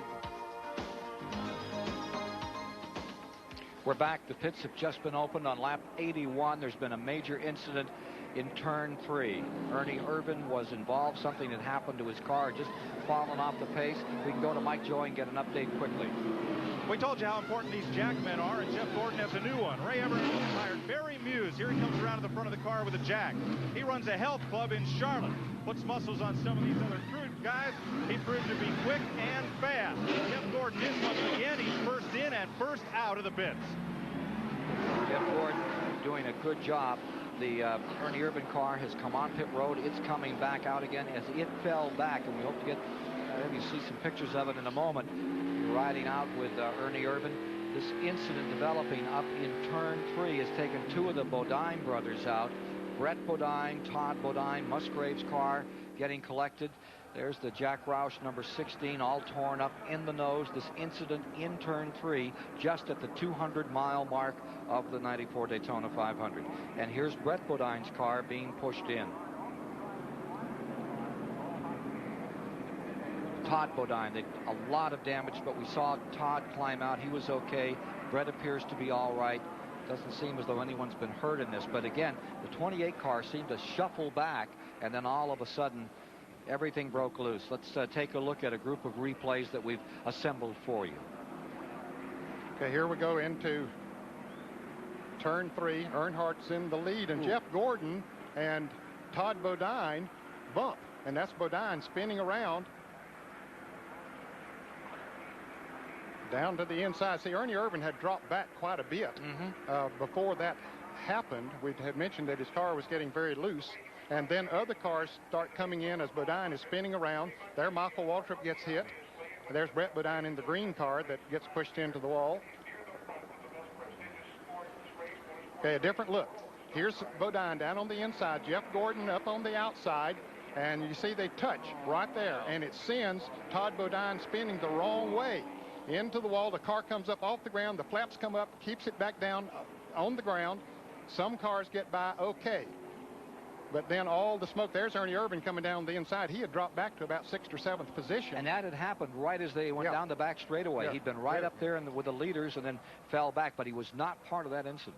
And see other cars coming through. Jimmy Spencer there in the car number 27 gets hit, and there's Brett Bodine coming in, nowhere to go. There's Ted Musgrave in the car number 16. Michael Walter spinning around in the yellow number 30. And Brett Bodine in the 26 getting caught. It looked like Bodine. One more angle has to come. I don't think Todd probably didn't know that Jeff Gordon was out there, and they just touched and sent him right into the wall the wrong way. It looked as though Bodine cut across the bow of Gordon there. And then as other cars come in, tries to slow down, well, they get involved. Michael Waltrip thought he was okay. He thought he was through it. And then all of a sudden he gets hit. Right up off the bottom. So another major incident here at the Daytona International Speedway. Here's a look from Ernie Irvan's car. Now, remember, he had dropped back just before that, and he sees all this happening. There's Bodine's car had gone up on the wall. Irvan drives low, hoping that Bodine stays up there, and he does. So Irvan gets through okay. Lake speed, and look how quickly your vision goes. Oh, away. boy. Whoa. Yeah, the water and the oil and mess. He couldn't see anything. The miracle he got through.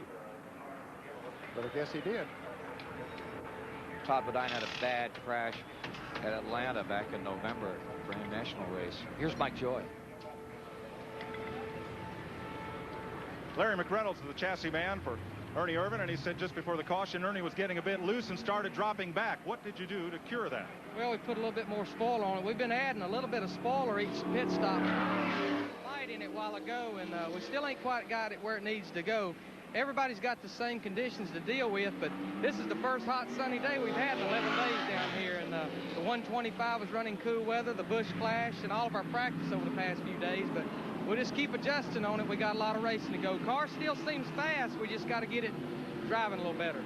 It is an important development. The car 15 Lake Speed and Earnhardt's car number 3 have cracked windshields, and this could affect Earnhardt's performance. Here you see the cars involved in the second crash of the day, and the report is that they're all right. That's good news, Chris. Everybody's okay after this problem up in turn number 2 that looked pretty serious. And Jimmy Spencer, actually, he was very lucky in that one.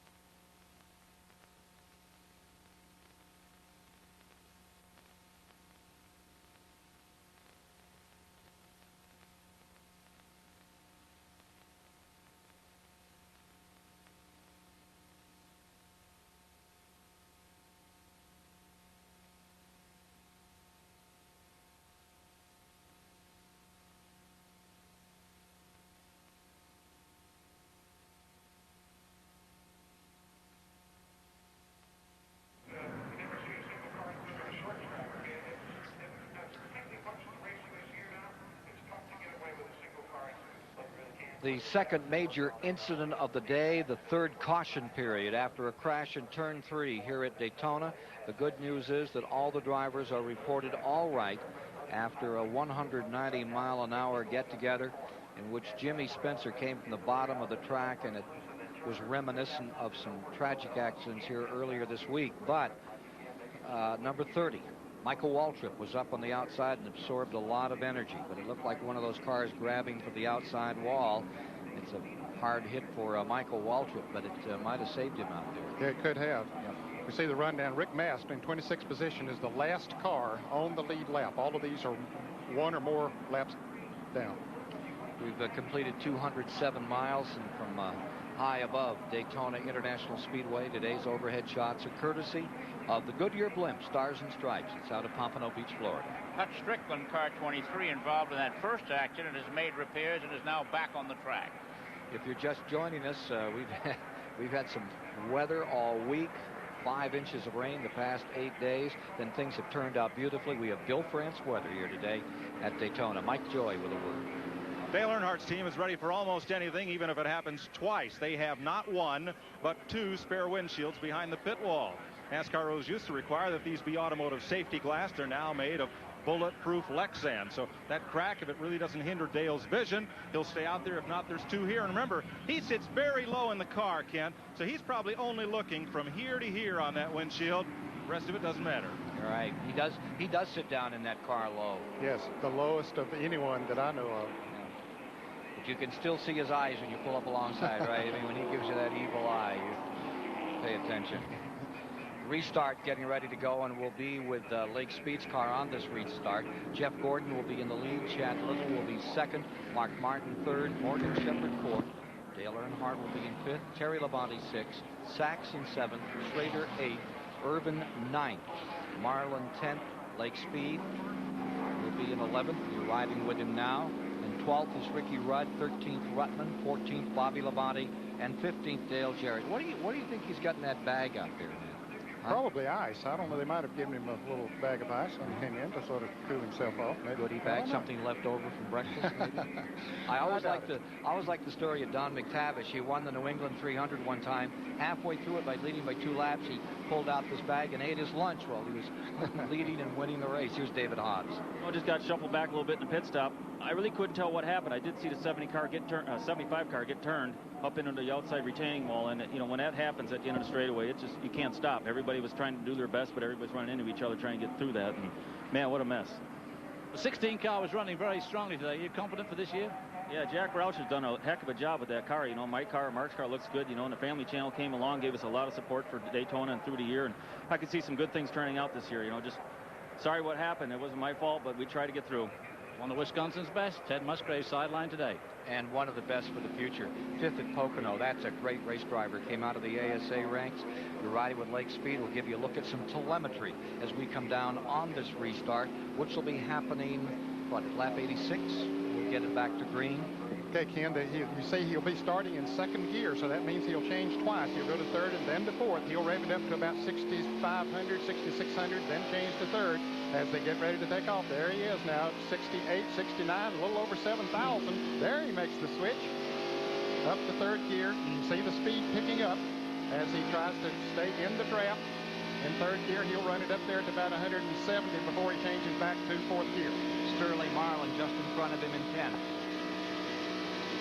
Well, he still got it in 3rd gear. Lost 173. Now he's back in 4th gear.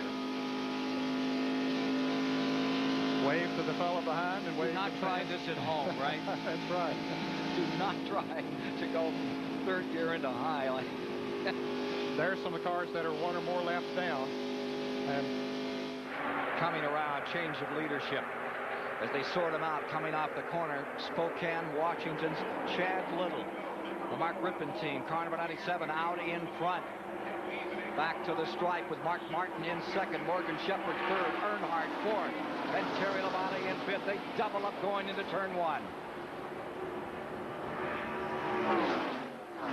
As mentioned earlier, Chad Little had a magnificent ride yesterday. The 3rd spot in probably the best 300 I've ever seen in this track. It was a great race.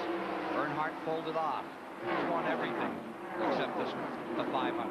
Mark Martin for the first time out front today. Earnhardt going up to second.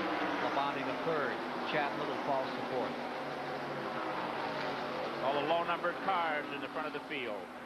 Martin's teammate, you just heard from him, Ted Musgrave, now out of the event.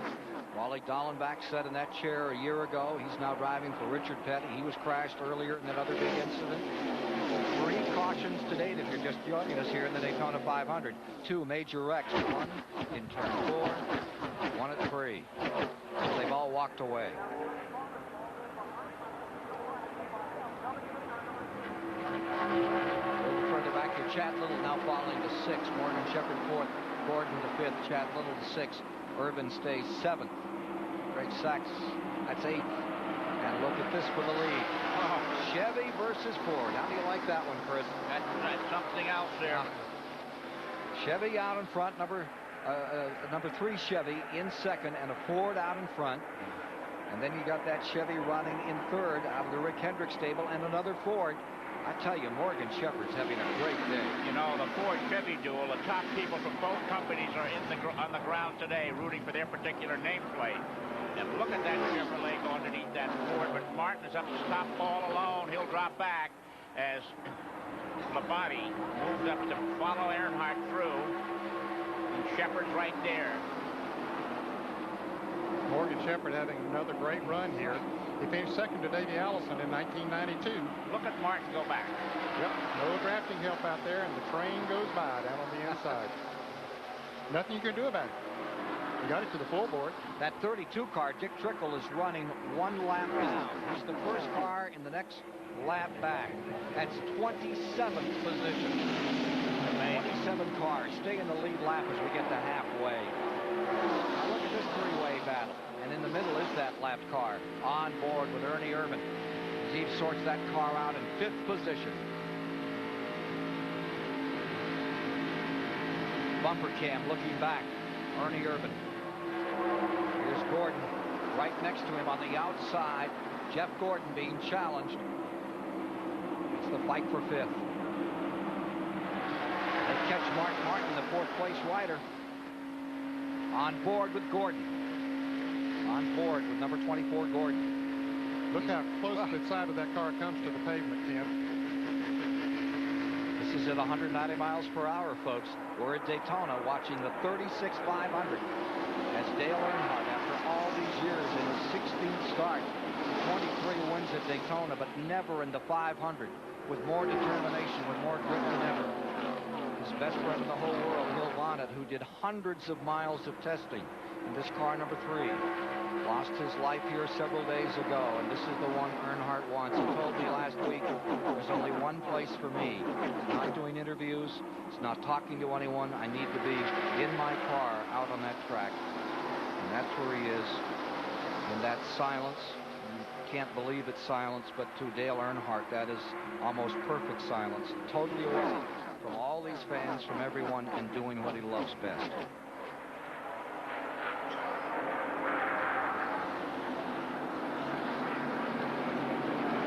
Labonte stays second, and Morgan Shepherd. What a great run for Shepherd and the Wood Brothers. This is one of their best days in over a decade. They're right up in this thing. Despite these 190-mile-an-hour speeds, Ken, the 2-caution flag has slowed the race average to 143.7 miles an hour. No chance of a record today.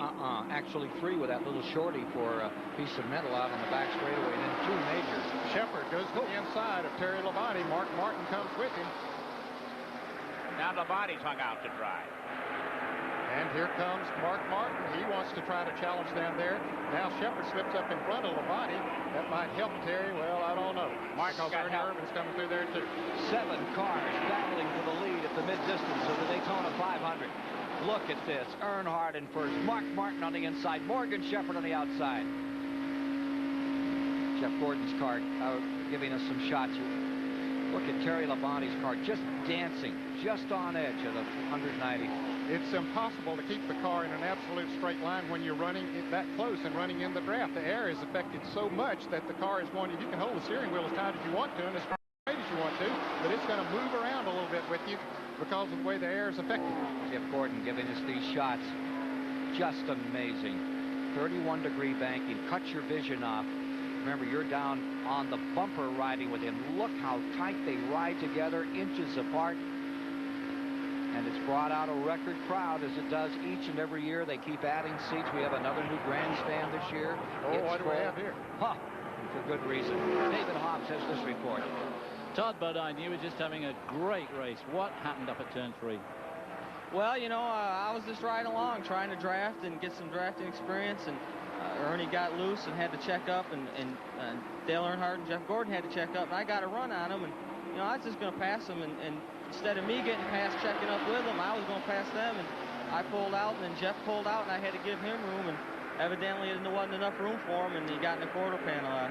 It's a real shame. The Factory Stores of America, Ford Thunderbird, Adidas came on board this year as a sponsor, and we were just trying to get some good time, good experience, draft. You know, there's a lot of people out there that give me a break. You know, a couple times I messed up, and they let me in. Even Earnhardt and Ernie, a couple of them. You know, I'd mess up and they let me back in line. But for some reason, Jeff just got a little anxious or something. Well, both young kids at the Daytona 500, the great race, and Mike Joy's got more down pit lane. Well, once Jeff Gordon got his radio communication back, and the radios are fine, but somebody was blocking their frequency or a microphone was left open. It didn't contribute to the crash, but it took him a while to explain to his crew what happened. And his version is that Ernie Irvan got loose, and as Irvan got loose, Gordon had to check up, and he and Todd got together. Nothing intentional, no trying to jump into line. Racing incident.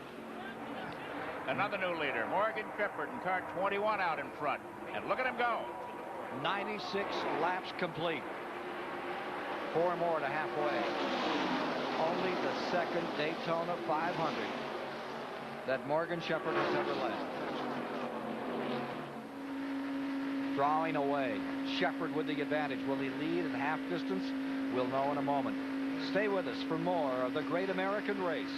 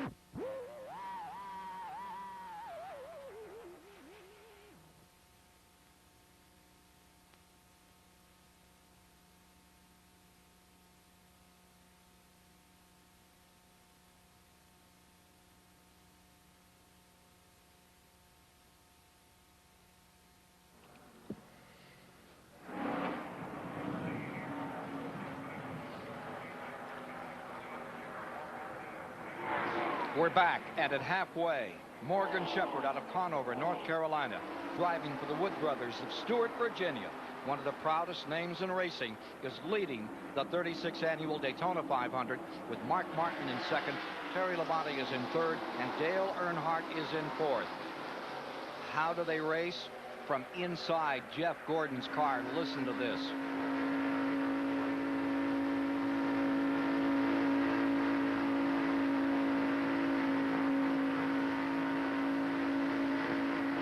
But, okay, that is close racing, folks. I think gave him a little bit of a tap. We heard there was a ting in there you could hear. Yeah.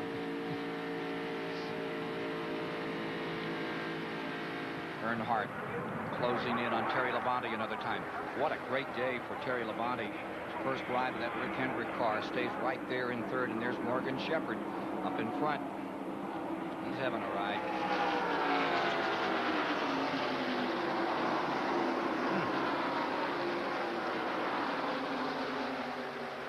Morgan Shepherd, second time he's led the 500. This is his 11th start in the race. Tries to hold on to it here. Coming down, about to put a lap on Hut Strickland, who was in one of those earlier incidents. Morgan Shepherd, he was second, 92. The late Davey Allison. Here's Morgan out in front, and Terry Labonte coming back up to second spot. Earnhardt stays third. Morgan Shepherd has been right up there in the top 5 to 10 all afternoon, and now is really flexing the muscles of the Wood Brothers Ford. Wood Brothers have won this thing 4 times. Tiny London 63, Cale Yarborough 68, Foyt 72, David Pearson. And Ken, they've named the grandstand after Tiny Lund here. Yeah, that's great. Over there in turn 2, he'd like that. You can overlook the lake.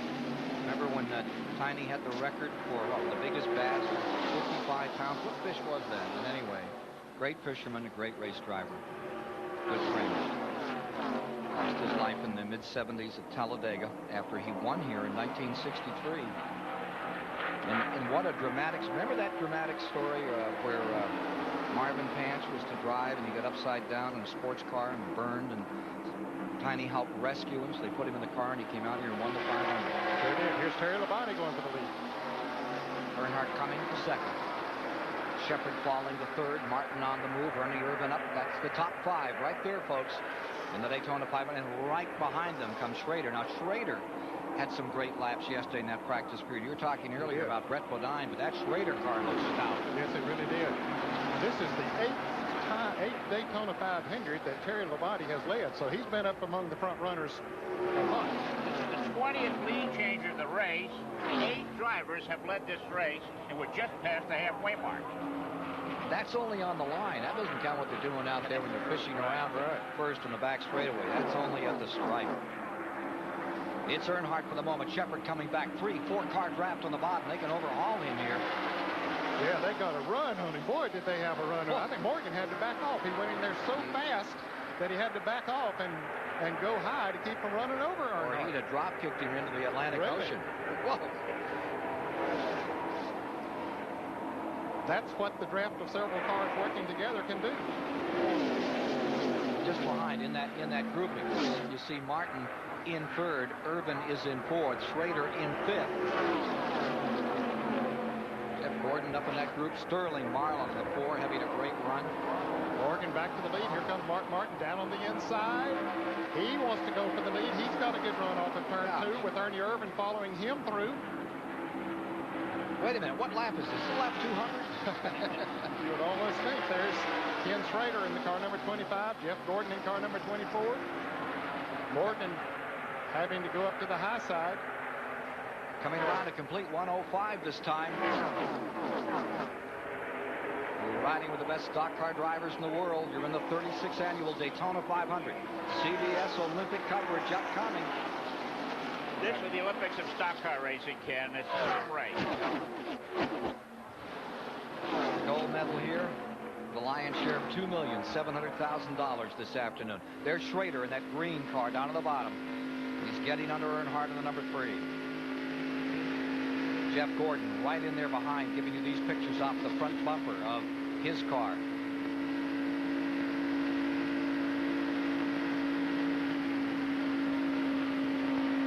Martin stays first. Irvin stays second.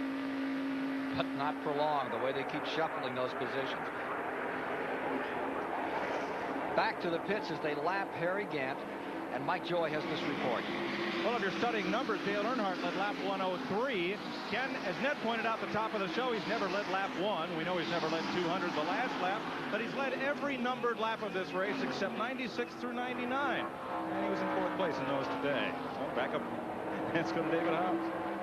Well, on the side of the Leonard Woods brothers car is the name Codrow, and everybody said, what on earth is this Codrow on the car, thinking it's some sort of trick sponsor. But in fact, it was way back when Neil Bonnet drove for the Wood brothers, there was a crew member called Cod, and Neil embellished his name and started to call him Codrow. And then it became one of these names where everybody called everybody else Codrow on the team, and Neil himself then became known as Codrow the driver. And in memory of the days that Neil Bonnet drove so well for the Wood brothers back in the early 80s and late 70s, they have put the name Codrow on the car in memory of Neil Bonnet. Put the name Mark Martin on the top of your leaderboard right now for 107 laps complete, but under heavy challenge with Dale Earnhardt right alongside. We'll return to the Daytona International Speedway after this message and a word from your local station.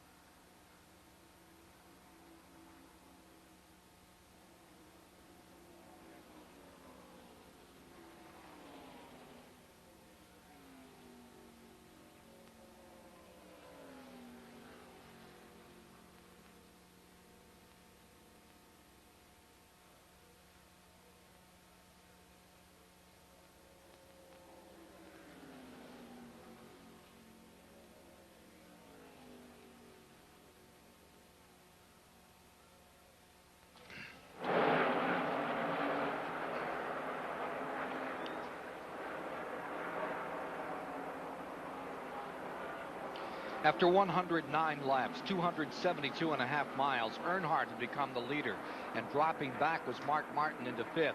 Ken Schrader had fallen to 6th. Sterling Marlin further back in that top 10 group. Big wholesale change of positions. It's amazing. When we went to commercial, Mark Martin was leading, and then Earnhardt took the lead, and now Ernie Irvin's the leader.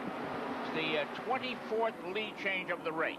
And that's about the biggest lead we've seen anyone have. Well, Carling. Well, Bodine had it there, remember? Yeah, on the Todd restart. Bodine got a restart. Yeah, He pulled off like that, and then that went away. That's about as good as it gets, folks, for a lead here in Winston Cup stock car racing. Take a look at this. Here's Dave Marcus in that 71. He's getting his engines this year out of the Rick Hendrick books and hopes to be doing better, and he's running 21st right now. And back there with him, you see the car number 7, Bodine's car, which is running 22nd. That's his own team, his new team. And, of course, he's a little anxious about how things are going at the Olympics with his bobsled over there. Marcus tied Richard Petty's record of 27 consecutive Daytona 500 starts when the green flag dropped today. 27th time out. He's still in those wingtips, Chris. Still wears wingtips. I'll always remember it. I asked him why he wear wingtip shoes. He says, I got a great deal on them.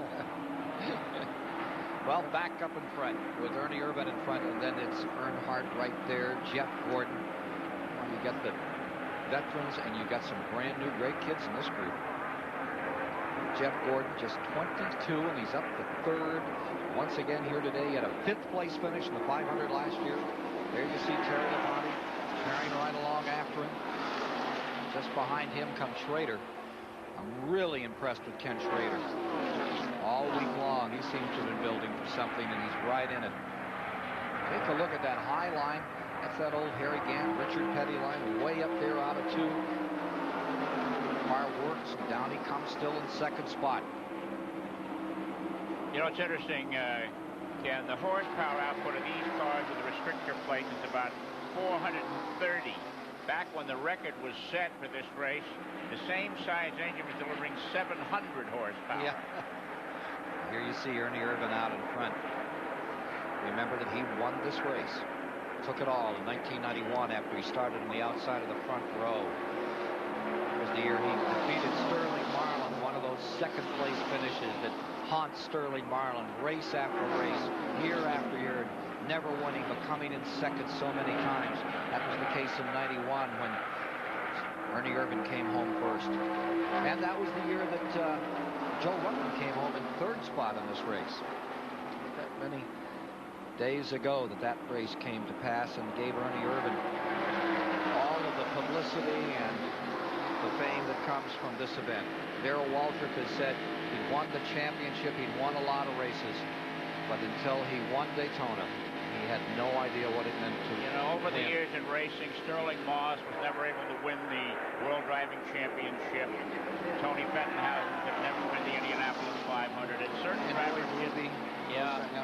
And we just wonder if Earnhardt will be able to make it in the Daytona 500. And that Sterling Marlin can come through and get a victory. He's got a great team this year. He's got that Morgan McClure car. Tony Glover is crew chief for that number 4. He's as good as you can find. Look at Jeff Gordon in the 24 comeback net. Yeah, and to see an Earnhardt run side by side, Ernie Irvan is pulling away a little bit up there in front of him. But Terry Labonte's there to help Gordon. Pulls him right underneath. His teammate. Gordon is about half of Earnhardt's age. Absolutely unfazed by running door handle to door handle with Earnhardt. Racer. Laps complete, 1:15. Laps rolling out here. 3 cautions, 287 miles have been completed in the 500 as Ernie Irvan seeks that 2nd win. And a sophomore tries to take it away from him right now. Terry Labonte's been here for a while. He'd like to taste victory today, and he certainly looks capable. Here's Mike. Well, the Ken Schrader pits, they're having radio problems. So the technician suspects that maybe the plug into the radio may have vibrated loose, the radio bouncing around a little bit, but they have lost radio contact with their driver. David Hobbs? Well, Mike, these NASCAR drivers are generally reckoned to be the Iron Men of racing, and so they are, but even they get a bit tired from time to time, and Persona Wheels have come up with a somewhat novel idea to help these drivers. You have to grip the steering wheel so hard in these racing cars because otherwise it gets pulled and kicked out of your hand. And you just mentioned the word vibration. And what happens when you're gripping the wheel so tight that the ends of your fingers go numb? In fact, the blood falls out the end of your fingers. I noticed towards the end of my career that happened a lot.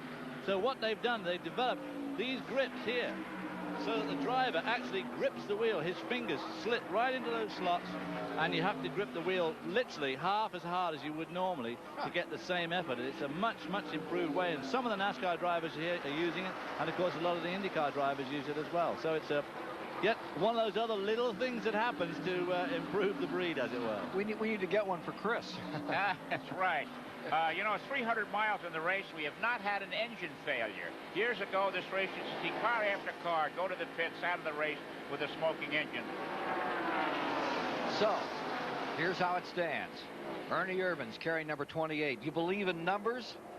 Well, that number 28's won this 505 times. Lorenzen in 65. Baker did it. Cale Yarborough a couple of times. And in 1992, the great Davey Allison. Will it hold true today? Stay tuned.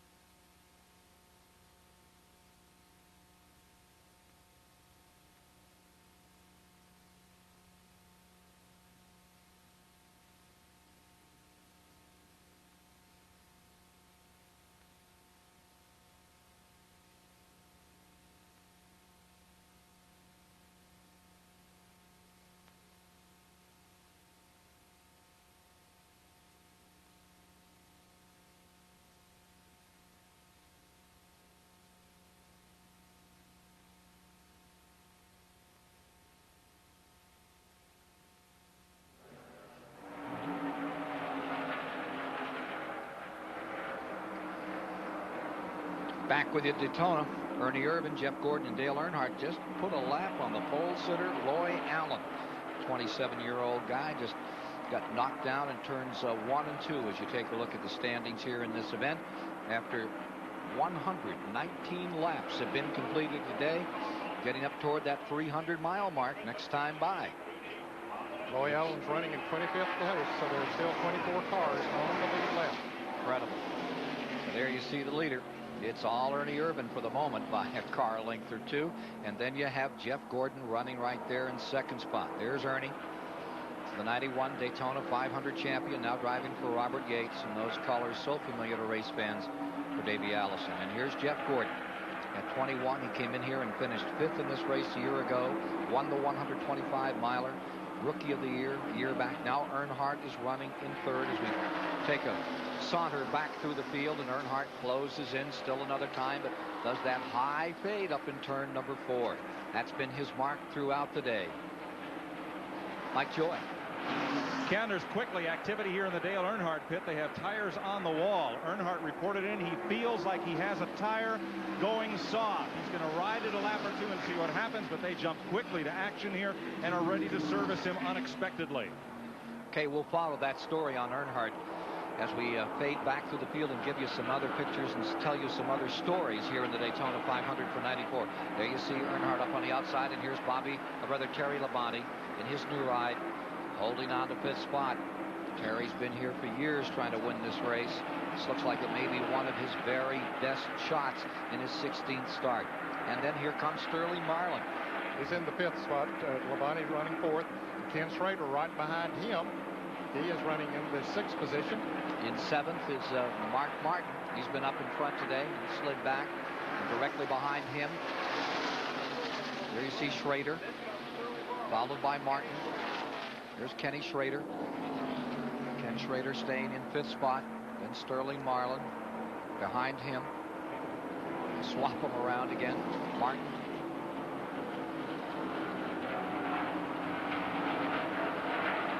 Mark Martin running in the 6th position.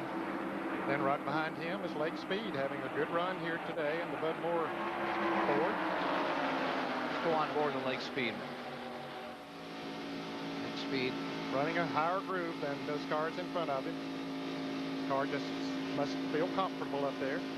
So many lead changes. Every board here, the computer board has it 1 and 8, one has it in 7th, and 1 and 6. You know, that's how fast they're moving around out here.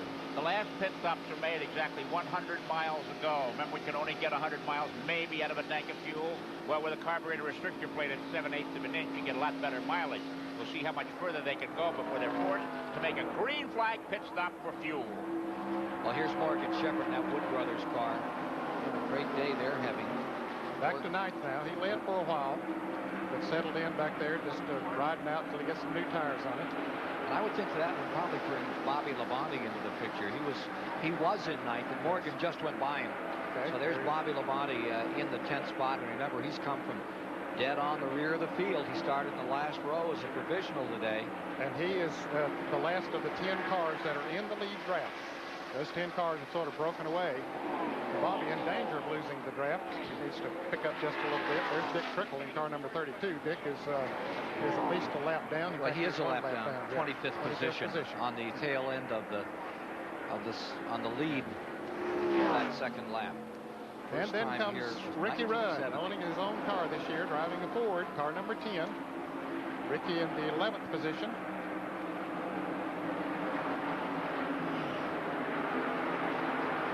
Car owner-driver combination. And there's Loy Allen. Remember, he just went a lap down. He's already fallen to 26th position. This is how he's running on the field in that car number 19. You're going to hear a great deal more about Loy Allen.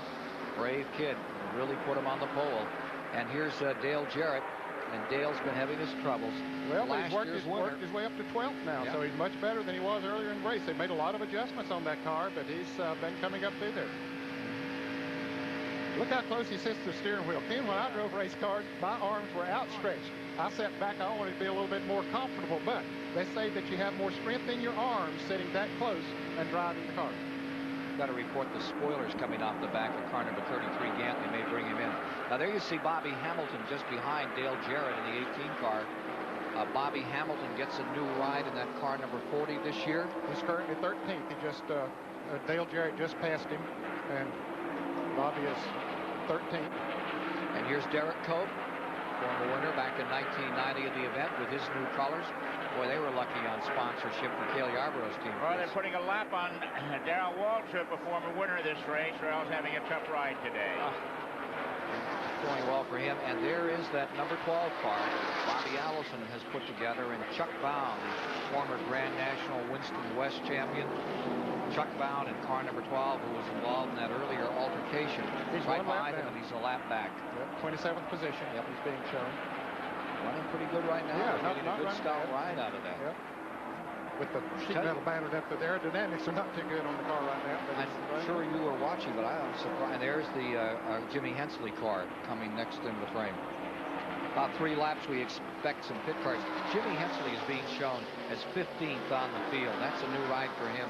Well, the pit stop should be coming up soon. This will be the first green flag pit stop of the race, and the pit crews are really going to be under the gun, because what happens now could win or lose a race for their driver. Greg Sachs in the 77, the Jasper U.S. Air car, is 16th. Remember, this was the ride that Musgrave had a year back. Sachs takes over. And there you see the number 9 getting a chance to play here. And that's Joe Ruttman, who's had some good finishes out here in the 500. He took over for P.J. Jones. There was a big war going on back in the garage area. P.J. left the team, and Joe Ruttman got the assignment at the very last moment for Harry Melly. Shown in 17th position. The 80 car, Jimmy Horton. Remember the guy that left the track in Talladega, right out over the top of turn 1? Jimmy Horton's back. That's his ride. He's driving the Moroso colors today with car number 80. Moroso's own car, the Baker car, did not make the field. Randy LaJoie gave him a great ride yesterday. Was riding 4th and 5th in the race until the engine expired in that 300. You know how times change. Leader Ernie Irvin is moving up on the back of Phil Elliott, a 2-time winner of this race, who is about to go a lap down. In the lead lap is Jeff Bodine here. He's running in the 19th position at the moment. So he's picked things up. I'm amazed at how well Dale Jarrett's gotten back into this thing. Well, they made a lot of adjustments on that car. Let's go to the pits and Mike Joy for a report. Ned, in about 5 laps, green flag pit stops will begin. The window's about 5 to 12 laps from now. Richard Childress, for example, Earnhardt's car owner, just sent 2 emissaries, one in each direction up and down pit road, because you need a partner to draft with. They want a partner to pit the same time they do, so they can go back out and not be running on the track by themselves. Those kind of conversations and deal making are going all up and down pit road right now if they have to pit under green. The leader is Ernie Irvan. Jeff Gordon stays second. Dale Earnhardt is third. Sterling Marlin is fourth, and Labonte is fifth here in the Daytona 500. Laps whittling away into the 300 zone now. And as they do, who's that getting that car? It looks like Bill Elliott all the way up on the outside. Going a lap down. And getting himself a lap down. He's back in 24th position, Ned. Bill just not having a good day here today.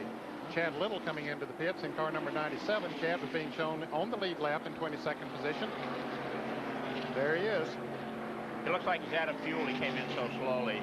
Well, they look like they're trying to go under the hood as well. They're not attempting to change tires. They're trying to get the hood open. Pin stuck. Something's amiss there. Here's Ernie Irvan into traffic.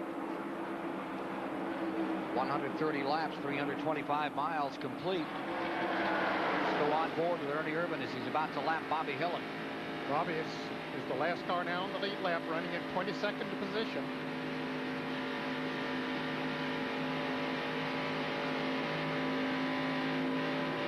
Bobby was involved in one of those wrecks. His car is not as aerodynamic as it was. Field coming in. Big group of cars coming out of pit road. Jeff Gordon, Earnhardt, Labonte, Mark Martin, Lake Speed, Schrader, Labonte, Bobby, all on pit road. Here's Mike. Most of them were Chevrolets, Ken. Earnhardt, Jeff Gordon, and Terry Labonte had all agreed to pit as a group. Some of the Fords came in with them, and Schrader, Ricky Rudd. Earnhardt, the right 2 tires are on. They're going to left sides as well. Mark Martin will get 4. Here's Ricky Rudd coming in. His Thunderbird will also get 4 tires. Ernie Irvan stays out. Jeff Gordon, left side of his car is up, so he can get 4 tires. Usually when the first guy gets 4, everybody does the same. First of those stops completed, and Earnhardt leads the charge off of pit road. Green flag stop. Irvan stays out. Ernie Irvan stays on the track. Ricky Rudd is still in. Wally Dallenbach is still on pit road. Morgan Dave Shepherd Marcus coming in. David Hobbs. Well, here comes Morgan Shepherd in for his pit stop. So, on Thursday, he got out of sync with the pit stops. He decided to not make one and put new tires on in the 125-mile qualifying heat and lost a lot of ground. As you can see, they're giving it some more aerodynamic spoiler. The car must be running loose, but they've got out of the sync of that lead group of Chevrolets. Is that going to be a bad effect on them? Are they going to get tied up with some other fast Fords? What do you think, Ned? Well, 33 complete. It looked like the Jackman just slipped there on the 12 car. Chuck Bound. Yep, that's going to cost him some extra time in the pits. Here comes the leader, Ernie Irvan and Sterling Marlin coming into the pits. If Dale Jarrett stays out there, he's going to be the leader of this race. Wow. What a But he has a pit stop coming up pretty shortly himself. He won't lead this lap because Ernie Irvan went across the start-finish line in the pits.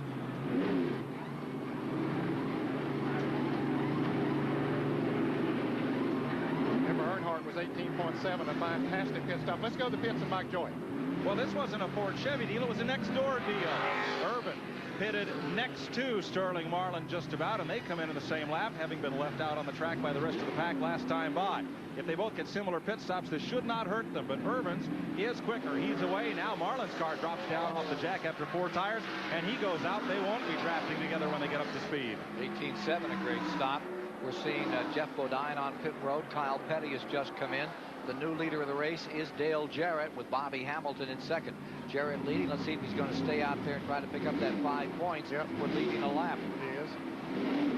Here's Jeff Bodine coming back on the track as Dale Jarrett crosses the stripe. Right with him is Bobby Hamilton. I believe they're showing them first and second. That is correct. Dale Jarrett in first and Bobby Hamilton in second. He'll probably stop this time around once he has picked up those 5 bonus points. He doesn't want to stay out there too long because he's about a second off the pace with those older tires on. So he needs to get in and get some fresh tires, and he'll drop farther behind if he doesn't. So there they are on the back straightaway. You're riding with and wearing that Dallas Cowboy hat that does not exactly please Joe Gibbs. The helmet of the Cowboys, the Super Bowl champions, goes with Dale Jarrett. Well, he's staying out one more time. Yeah. Okay. Let's see if the 40 car stays out as well. Indeed it does. Yep. Here you see them coming across the stripe. And Bobby Hamilton up in second spot. Dale Jarrett in first. Unofficially, we're seeing Morgan Shepherd in third. And probably Dale Earnhardt fourth. We'll wait on that one just a moment. But for the moment, Dale Jarrett, what a comeback story this is. Out of this race in the early going, he was a provisional starter. He lost a motor in the 125s, and all of a sudden, that Jarrett kid's back. Well, of course, he has a pit stop coming, so he's going to be back about from 12th to 15th. He was running 12th before this round of pit stops started. But you'll recall when the race began, that car was off its feed. We were talking, Ned, about how it was running slowly. He's picked himself up, picked his way through the field and through 2 bad wrecks. And he finds himself a contender, although he's being challenged right now. The 40's trying to go around him on the outside. Here's Bobby Hamilton trying to lead. Hamilton up on the outside, getting boxed in for just a moment. No place to go. You see Chad Little just in front of them. They may take him inside and outside going down the back straightaway. Split him going down the back stretch. Whoa. That'll get your attention. That's Bobby Hamilton out of Nashville, Tennessee. Good ride. And Kyle Petty running very slowly there, and you saw that picture. Battered car Petty's wheeling. Yep. Let's see if we're going to get Jarrett in. We'll take a quick break and be right back.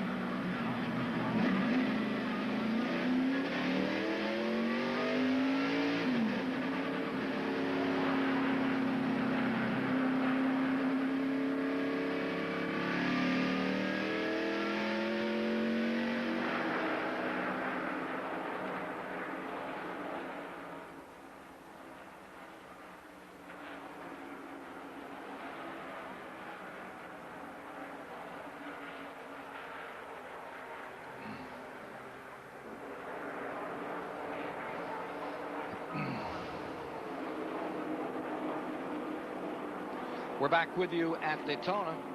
1960, when the Goodyear blimp began live TV sports coverage. Today's shots are from the blimp, Stars and Stripes, out of Pompano Beach. And we're under caution for the 4th time today. Doesn't look like a major. Looks like the second minor one of the day. 2 major incidents in turns 3 and 4, if you're just coming on board for the 500. Have eliminated several top contenders. We'll get back to that story in a moment. Just tell you that just after we left on that commercial break, we saw Dale Jarrett and Bobby Hamilton both pit their cars, and this caution flag was not particularly advantageous to them, was it, Ned? Well, no. If they had stayed out one more lap, then they could have pitted under caution. City. Yeah, but you know they had to make that pit stop, and so it really won't hurt them that much. They'll get to catch up to the field. They were going to be about a half a lap behind, so I guess in one sense it is good for them. 20 cars remain in the lead lap. We're showing 140 laps now complete of the 200 to be run here today in the Daytona 500. That means we're at 350. 350 miles. Here's David Hobbs. Well, here we are in the Wood Brothers pit waiting for Morgan Shepherd to come in. I was just about to interview Leonard Wood as to why they'd gone at a staggered pit stop compared to the rest of the field. As you can see, the car was loose because they were trying to bash the spoiler up on the car to give it more spoiler. When they rejoined the race, apparently it was even looser than it was before. And, of course, it was Morgan Shepherd that had that spin, and we're waiting for him to come in now. So it's not a good time to interview Leonard himself as they're preparing for their car to come in. They'll top it up with gas. We're now on lap, what, 140 odd? Obviously, they can't go quite to the end still. It'd be interesting to see how many cars stop now. Those that stop probably need new adjustments and so forth. Others will be take on gas just to take advantage of the delay. Probably so. And Chris, this was a major break for Bill Elliott. Did we see him come in? He had not made a pit stop. We saw him get lapped. Now he's back in the lead lap. Let's go back to the pit. There we see the Wood Brothers car coming in. I can't see any signs of damage. More spoiler being put on the back. They're really giving that spoiler some stick to try and get it up in the air. 40 degrees minimum. They're going for the maximum. Mike Joy's got more for us. You see them pumping up the rear spoiler on Mark Martin's car. They did the same thing on the last pit stop. Rather unscientific adjustment, but it might give them a degree or two. Minor aid to handling. 4 tires for Mark Martin. Everybody else on the last pit stop took on 4, so here's $1,200 worth of tires that's been on there for, about 25 miles. And now they've got new ones. Expensive day at the races. Thought the seats were tricky. Yeah, those tires get expensive. 155-mile-an-hour average and dwindling here in the 500 with this 4th caution of the day. We were mentioning that some of the top runners have had some big problems out here. We've had 2 big crashes earlier in the going. We're pleased to report that no one was hurt in those incidents, but it sure tore up a lot of great equipment, and we'll get back with more on that in a moment.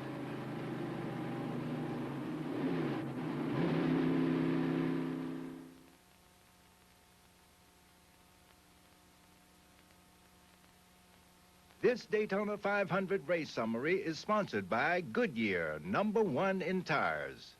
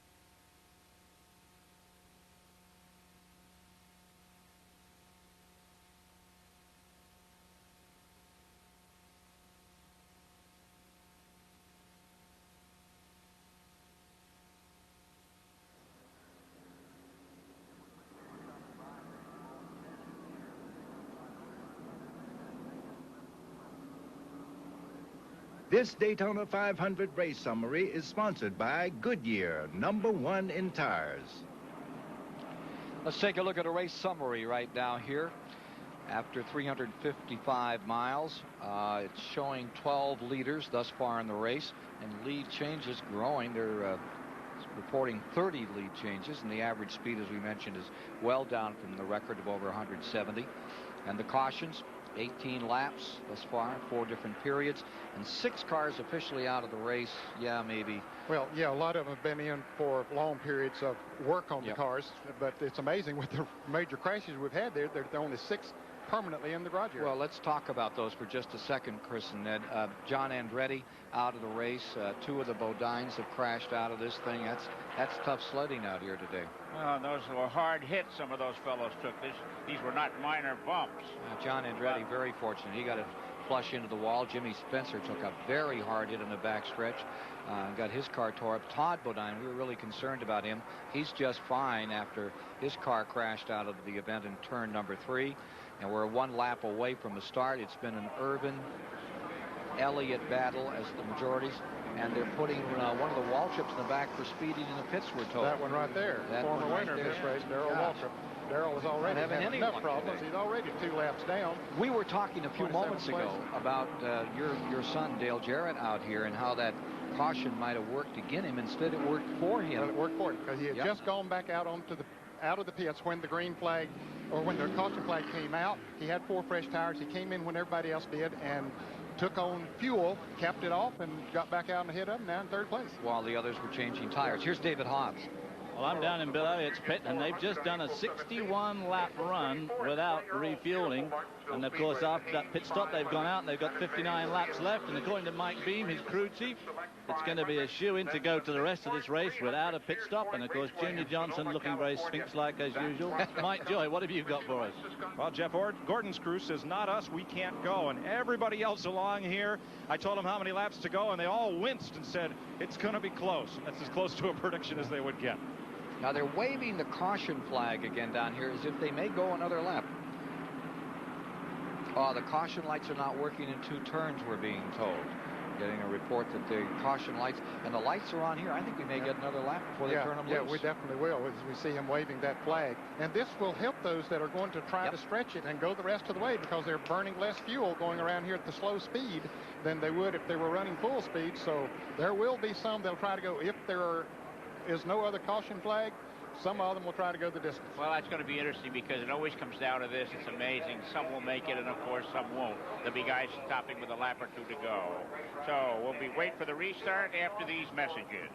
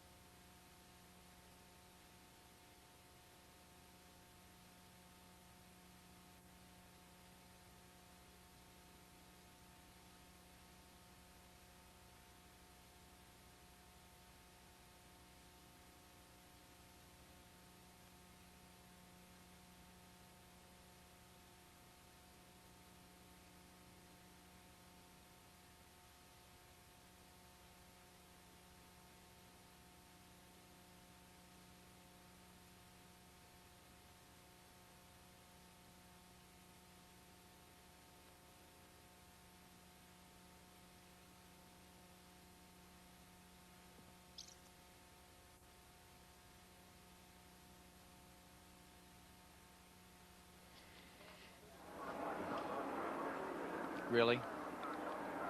Some people don't even splash.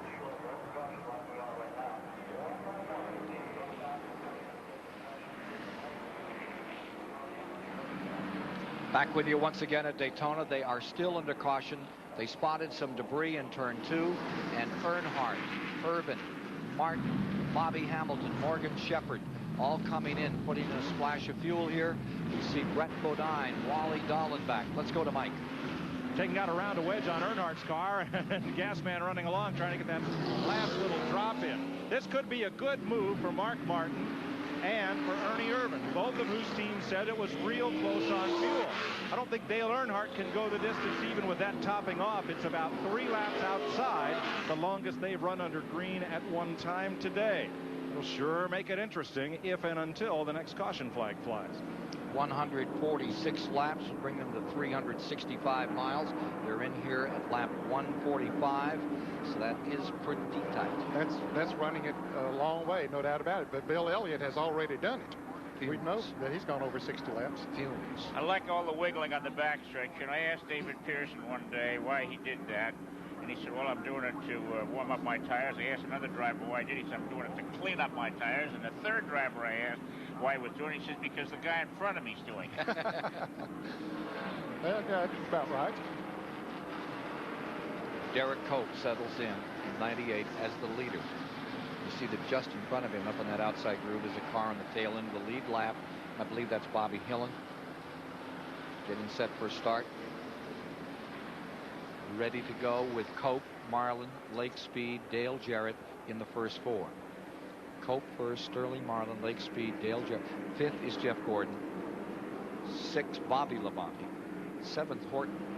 8th, Joe Ruttman.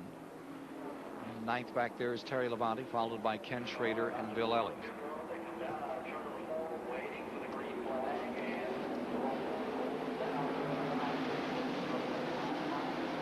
On board with Lake Speed as we come down for a start.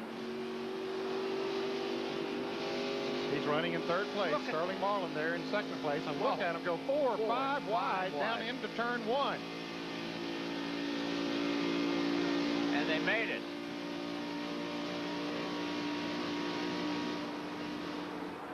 Telemetry giving us a look inside a Lake Speed car as they come to full song and on the back straightaway. This is an opportunity for some of these cars to get a lap back. Bobby Hillen and the Chuck Bowen car are a lap down. Jarrett slowing down, bottom of the racetrack. Fields pouring by him there. Well, he made a gallant run from 41st to actually led some. And was still in contention here. And then on the restart, I guess something went wrong.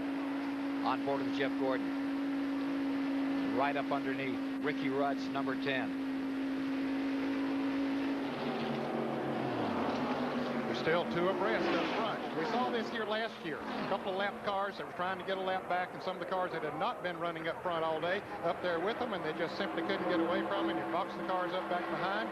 So we'll see what it does here this time. Rudd back there in that 12th position, and Dale Jarrett on pit road in car 18. Going to him sort of slowly. That doesn't look very good for his chances of getting back out. Car number 3. Backing up just a little. Don't want to take too much of a chance here, maybe. He might be. He sees all the ground up there. He knows that there was trouble last year when we had this very same type situation. There was a big wreck here on the front straightaway, and so he might be just backing off to stay away from it in case it happens.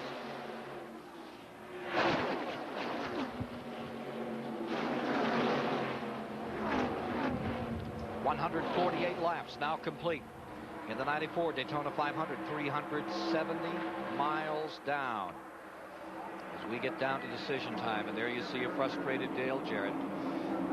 Last year's champion, not to repeat. Only 2 drivers have ever done it, Petty and Yarborough. Some going 3 deep into turn 3. They're still 3 deep coming off the turn.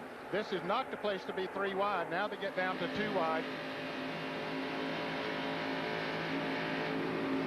Ernie throwing up his hands. Slow down here a little bit. Sterling Marlin brings the number 4, the Morgan McClure car, back into contention. And now number 3 begins to work his way up. Can't wait any longer. Earnhardt's got to get with the program. That's formidable traffic in front of Earnhardt. Now they're beginning to string out a little bit up front. At least the front 2 cars are not running side by side, so that leaves a little bit of room for some passing, and some are doing some passing. There we're looking in on Earnhardt as he tries to make a move. does go by Schrader. Ooh, goes by Labonte, goes by Cope. Wow, he had a run going that time. 2 laps ago, he was behind all of his pack, and now he's right up there in what, about 6th or 7th place. That's Dale Earnhardt. That's the same kind of the same kind of composure he showed yesterday. Backed off, waited, and the comfort level of that race car when he wants it, it's there. Here we go, 3 wide again as Morgan Shepherd comes down on the inside of Greg Sachs and Ernie Irvin. See up on the outside. That number 3 tucked right up there with Ernie Irvin. Mark Martin coming. He's going very high. As Sachs goes high, Martin had to just drift up there too. He didn't want to touch him. Martin getting around Sachs. Back they come with Sterling Marlin in first. Lap car in second position. They come through your picture. That's Dick Trickle. Lake and Speed he's running in 20th. Lake Speed is second, but here comes Ernie Irvin down on the inside, taking over the second position. On board with Lake Speed in car number 15. Irvin pulls away from him just a little bit.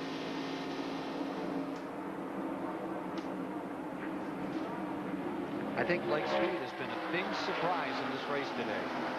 Stayed up there, stayed out of trouble, giving Bud Moore's car a whale of a ride. Had a great ride. Off 4. It is still Sterling Marlin possessing that lead with a lap car, and then Ernie Irvin in second. Here's David Hobbs. Dale Jarrett from back to front to in the garage. What happened? Guess burn another piston there on the restart. Same things that I did on these things under caution last year aren't working this year. I don't know what the deal is. You know, it was fine down the backstretch when I cleared it out and went to take off and wouldn't go. There you have it, Mike Joy. Cale Yarborough won this race 2 years in a row as a driver. Now he's a car owner. First Cale's strategy. You didn't come in on that last caution flag. You're playing for another caution? Well, we hoping, you know, there may be another caution, but we couldn't go all the way anyway. So we just stayed out trying to get our position a little bit on the racetrack. We've been a little bit loose all day, and now he's got all over his windshield from following that 90 car. But we go hang in there. Derek's doing a good job in the finger hunt, mouth to belt forward. He led on the restart, and due to oil on the windshield, has faded back out of that lead pack. Yes, he has, Mike, to 16th position now. Derek Cope driving for Cale Yarborough as Sterling Marlin in his 12th performance stays out in front trying to win his first 500. And you see the Dick Trickle car in second. That's the 20th position car on the field. Second in the race is that number 28. Ernie Irvin right there, former champion. And Lake Speed having a great day for Bud Moore. There we see Jeff Gordon going up high. He's trying to close up. As we watch him, Mark Martin moves out in front of him as he comes off the turn.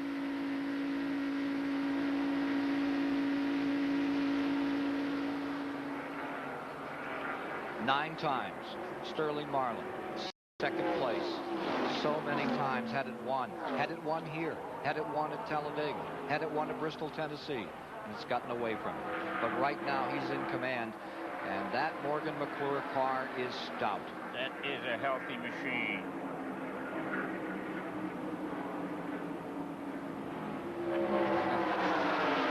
Remarkable what Earnhardt can do with that Richard Childress equipment.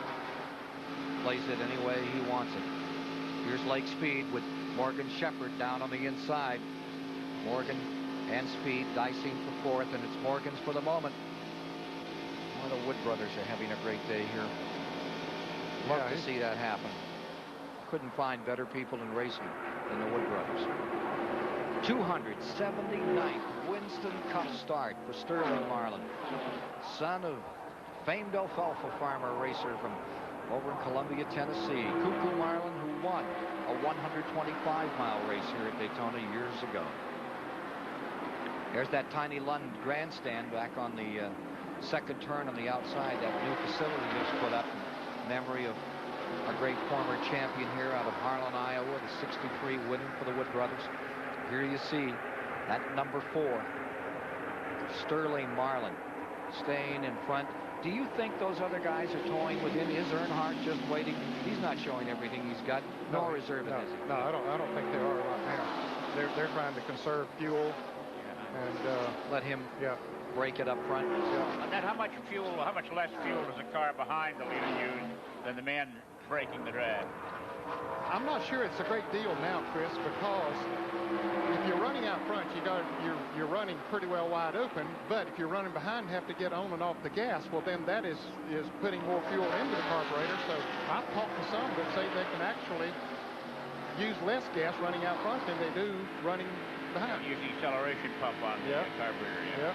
Dick Trickle was given the move over flag, and indeed he has. And Ernie Irvin's rear bumper camera looks back at Dale Earnhardt in third place. Around Brett Bodine, they fly through the tri-oval area of the 2.5-mile Daytona Speedway. Down to the inside moves Ernie Irvin to challenge again for the lead.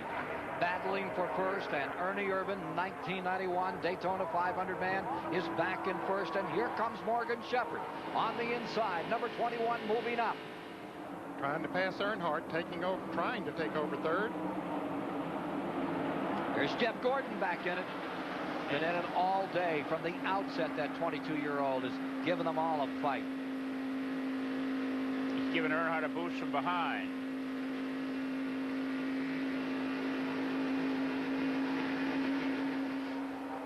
Riding right into the sun. That's got to bother you a little. It'll bother you some on this racetrack because you go right out of the sun into the shade. The banking down there shades the turns in 1 and 2. So it's a little bit of an adjustment. With Ernie Irvin, you're riding in first place at the Great American Race.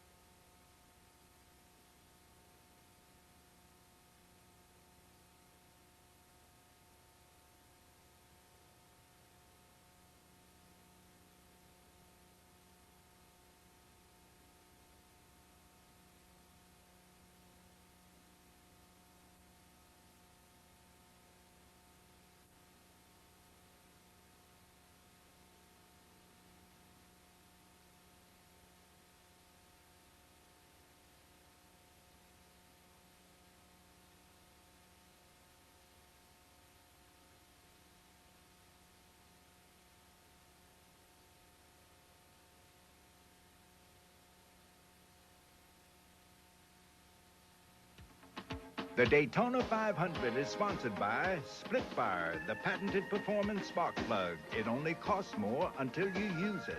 Smooth Busch beer and easy drinking Busch Light. Busch, the official beer of NASCAR.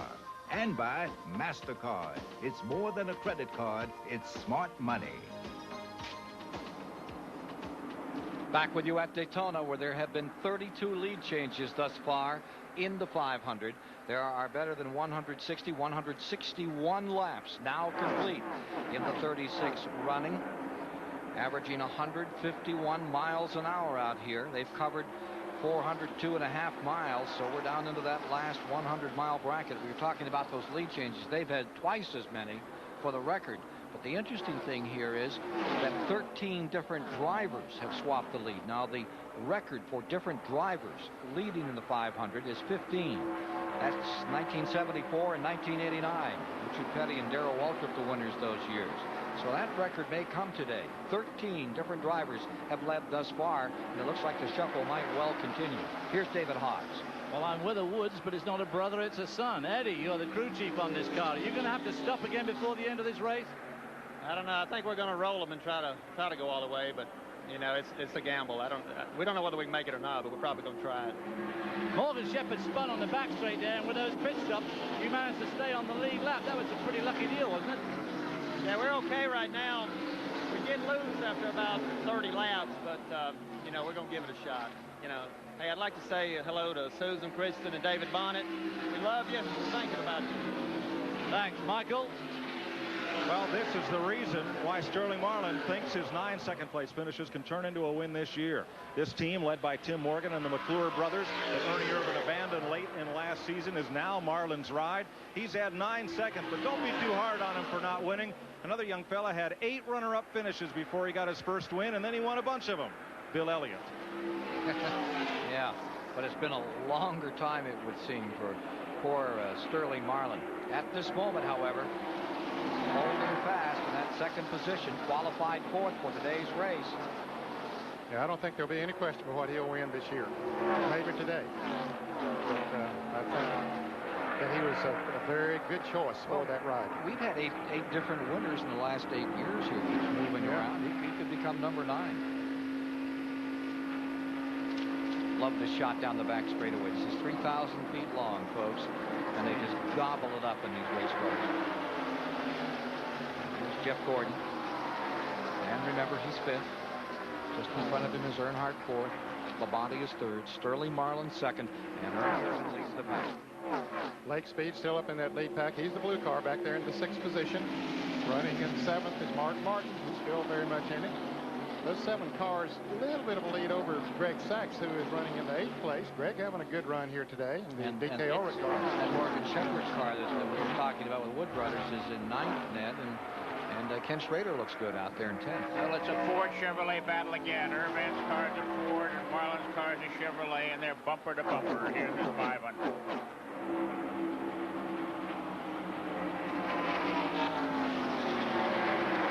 Well, Ernie Irvin knows how strong that 4 car is because he drove it for several years. He won here with it, and he wonders how much does he really have left. Irvin passed him a little bit ago, so he knows that he can pass him, but does he know whether he can't pass him back or not? Ron Gant, remember we mentioned Gant fallen out. He was in one of those early incidents, got the car all crashed. This is his last 500. Hanson Harry's going to hang it up after this season. Sorry to see him go. Great, just hard charger, all those short tracks. Told me this winter one time that he'd knocked his teeth out 3 times. I said, you had? He said, yeah, one time it was at one of your tracks. I should have forgotten that, I think on purpose. But actually got some help. Butch Lindley, I think, had parked him that night. They'd had a great war. He's been a great assistant. Oh, hasn't he, though? And the point was that he's been all over the country running every little quarter mile and third mile. And in those days, he'd run 5 nights a week. He and Morgan Shepherd and Butch and the old Iron Man, Jack Ingram, all over the eastern seaboard and sometimes out into the Midwest. 9 cars in this lead draft. Here goes Jeff Gordon up on the outside of Dale Earnhardt, trying to take over the 4th position. Getting help from Lake Speed and Mark Martin there. But here comes Greg Sachs. He's going to run down there behind Earnhardt, try to push him on up in there. Let's see how this works out. Speed goes high. Mark Martin will float up there with him. Gordon's going to have the position. Sachs is another driver out of Long Island, New York, that likes to go fast in this racetrack. Remember, he won out here in the 400, 4th of July, which is the next time they get together here at Daytona. In impressive showing by Lake Speed for Bud Moore today. And now Greg Sachs looked to me like he was going to run right over the top of those cars, and he got it down to the inside. He's flying. He had a tremendous run. Yes. 19 cars remain in the lead lap. Couple more laps and we'll be at 170. 425. Morgan Shepherd with a run on Mark Martin going into turn 3, trying to take over the 8th position. Let's not forget the car back there in the 13th position behind all of this. The car that everybody is speaking about right now throughout that packed grandstand. That one right there. That's the one that if anybody can make it without another fuel stop from 13th, Bill Elliott. Think he can do it? Yeah, if anybody can, he can. I think he can. I don't think there's any question what he'll go the distance. Here he is. Here's a nice man. Just doesn't get bothered out here, frustrated, just gets the job done. And he's waiting out his time. Didn't have a good year in 1993. Didn't win. Came on strong towards the end of the year. We're back with Ernie Irvin now, leading this race. Sterling Marlin still second, Labonte third, Jeff Gordon fourth, Earnhardt in fifth. There you can see that glare as they go through the tri-oval here and into turn 1. It does affect them some going through there. Their eyes get adjusted to it to a degree, though, and that makes it so they can go. We'll be back with more of the Daytona 500.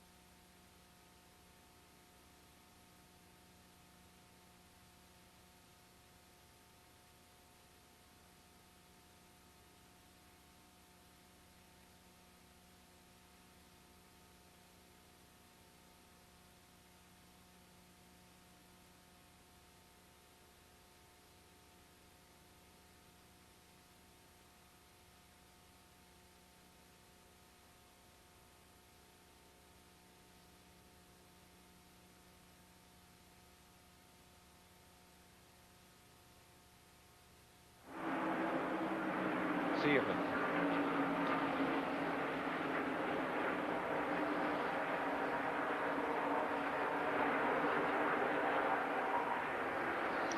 At Daytona, Ernie Irvin stays in front. Back in 1975, he ran his first races out in Stockton, California. And by 78, he was on his way to being a champion. Will he be the second time 500 winner after today in this great American race? There he is, leading at the moment in the Robert Yates car. Who would think that gasoline mileage can determine the winner now? It's going to be close. He won the first 125 mile on Thursday. A couple of years back, he was fifth in the Winston Cup standings for the entire season, all 30 races. Reminder that the Winston Cup moves on. Quest for it. Rockingham a week away, and then Richmond, Virginia on the 3/4 mile. Sawyer's up there really created a great facility for the state of Virginia. Here is Ernie Irvin over Earnhardt by what, a car length, maybe two? Not much. It changes each lap. Sterling Marlin, of course, running in the second position. And watch that blue number 15, and he's taking the high ride now in the corners. Leg speed is using up all the banking in this car number 15. That's starting to signal feels more comfortable for him up there as we ride with him through this turn. See, he goes into the turn very low. Now he's staying low on this turn. Yeah, he's down there this time. And higher through turns 1 and 2. Well, let's check him out in 1 2, because the last 2 or 3 times to 1 and 2, he's been all the way out there where Earnhardt was earlier in the race. As we watch it, let's go to Mike Joy. Here's the handling and horsepower duo for Ernie Irvan. Handling first. Larry McReynolds, if he's getting loose, is it the car or is it the traffic that's making him loose? Well, right now we seem to have finally gotten it pretty good. You know, kept adjusting, and I think we're in pretty good shape. You know, we got 25 laps to go. There's a long string of cars back there. You don't know what they're doing, if they're just sitting there riding or what's going on. Now the horsepower side, Robert Yates, are you concerned about gas mileage with him in front of that pack?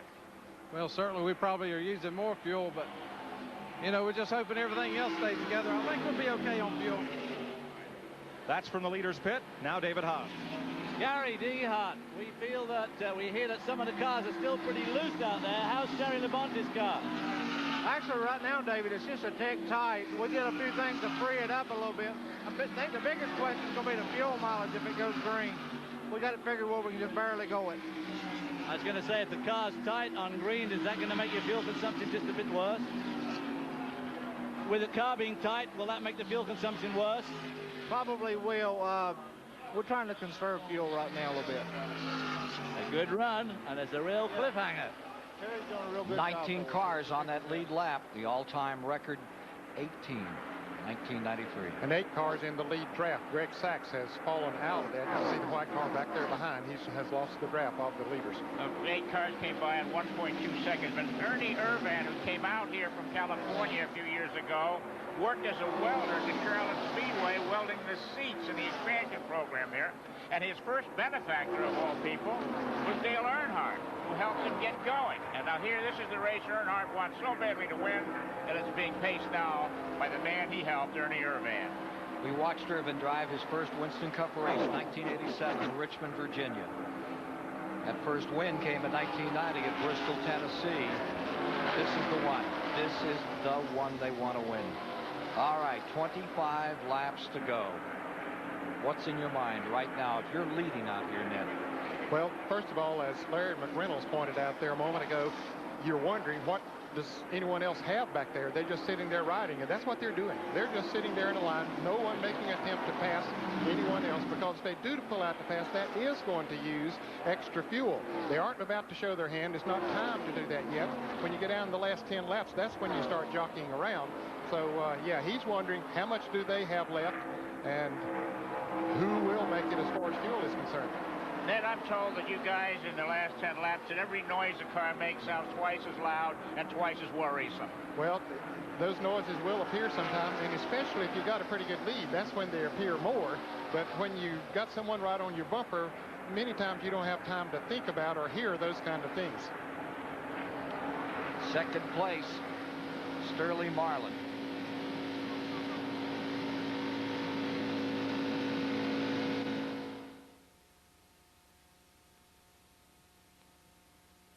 This Daytona 500 race summary is sponsored by Texaco Haviland. Add more life to your car.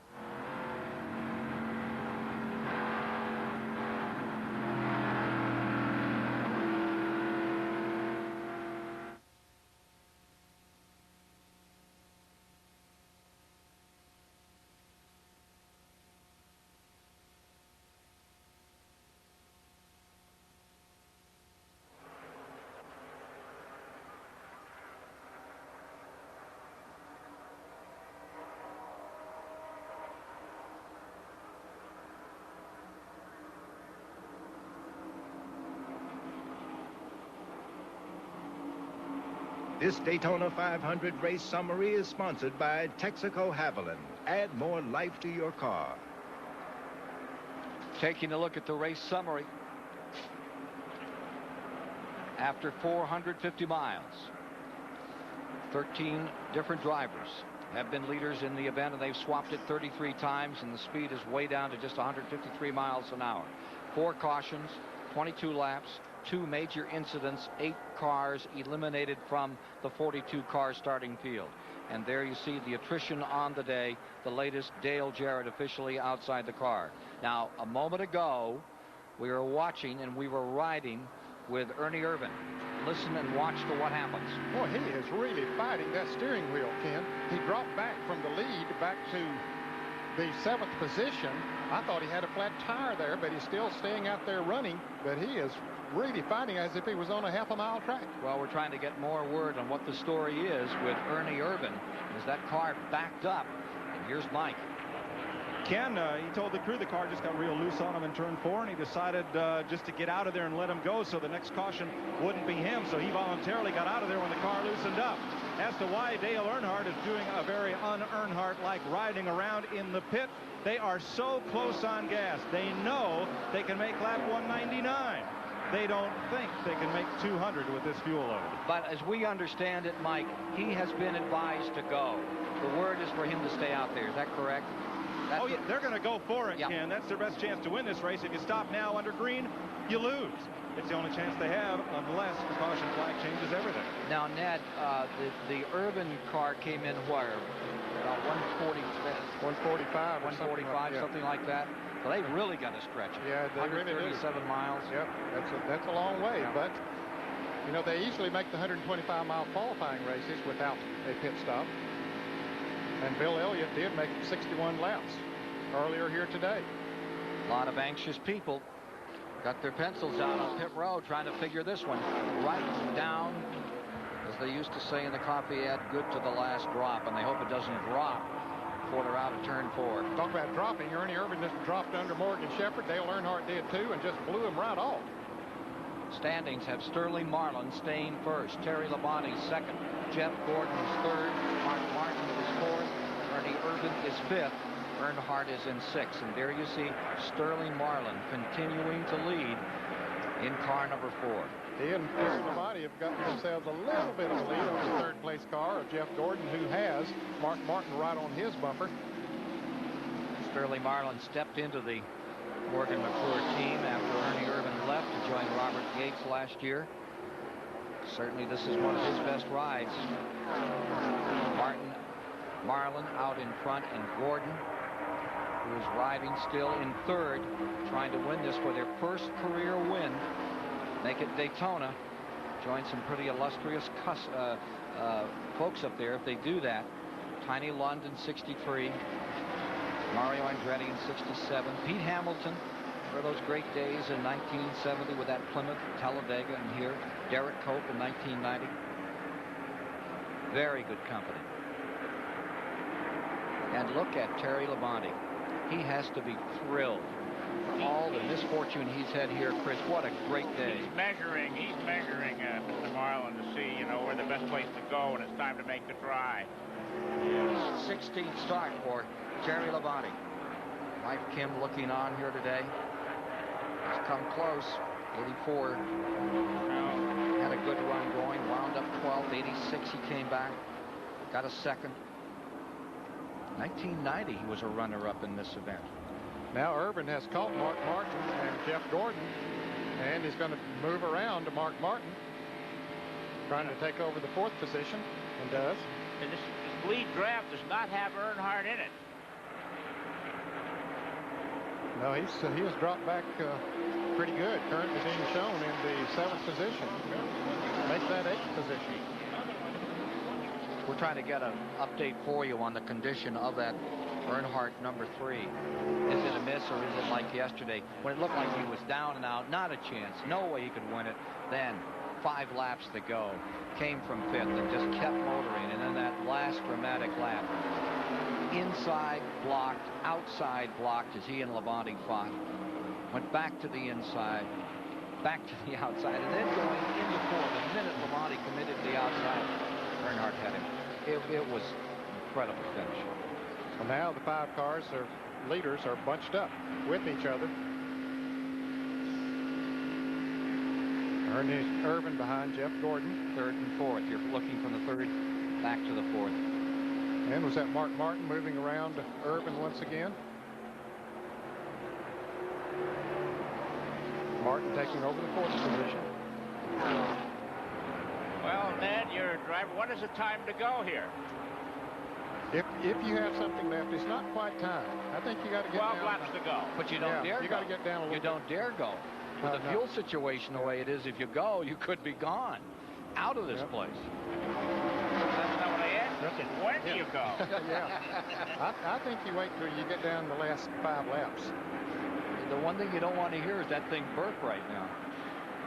Earnhardt is 2 and 4/10 seconds behind the leaders, and I don't think this is by design. I don't think he means to be that far behind. There you see them coming through the tri-oval, and that gives you the interval from Sterling Marlin back to the black number 3. He lost another 1/10 of a second that lap around. He's 2.5 seconds behind now. Well, he's got to get cracking if he's going to come. Long way for him to get back into this. He wants this race so badly, and it keeps eluding him. These final laps of this 500. Nightmares for Dale Earnhardt. 85 engine failure. That was a little early before it's going out.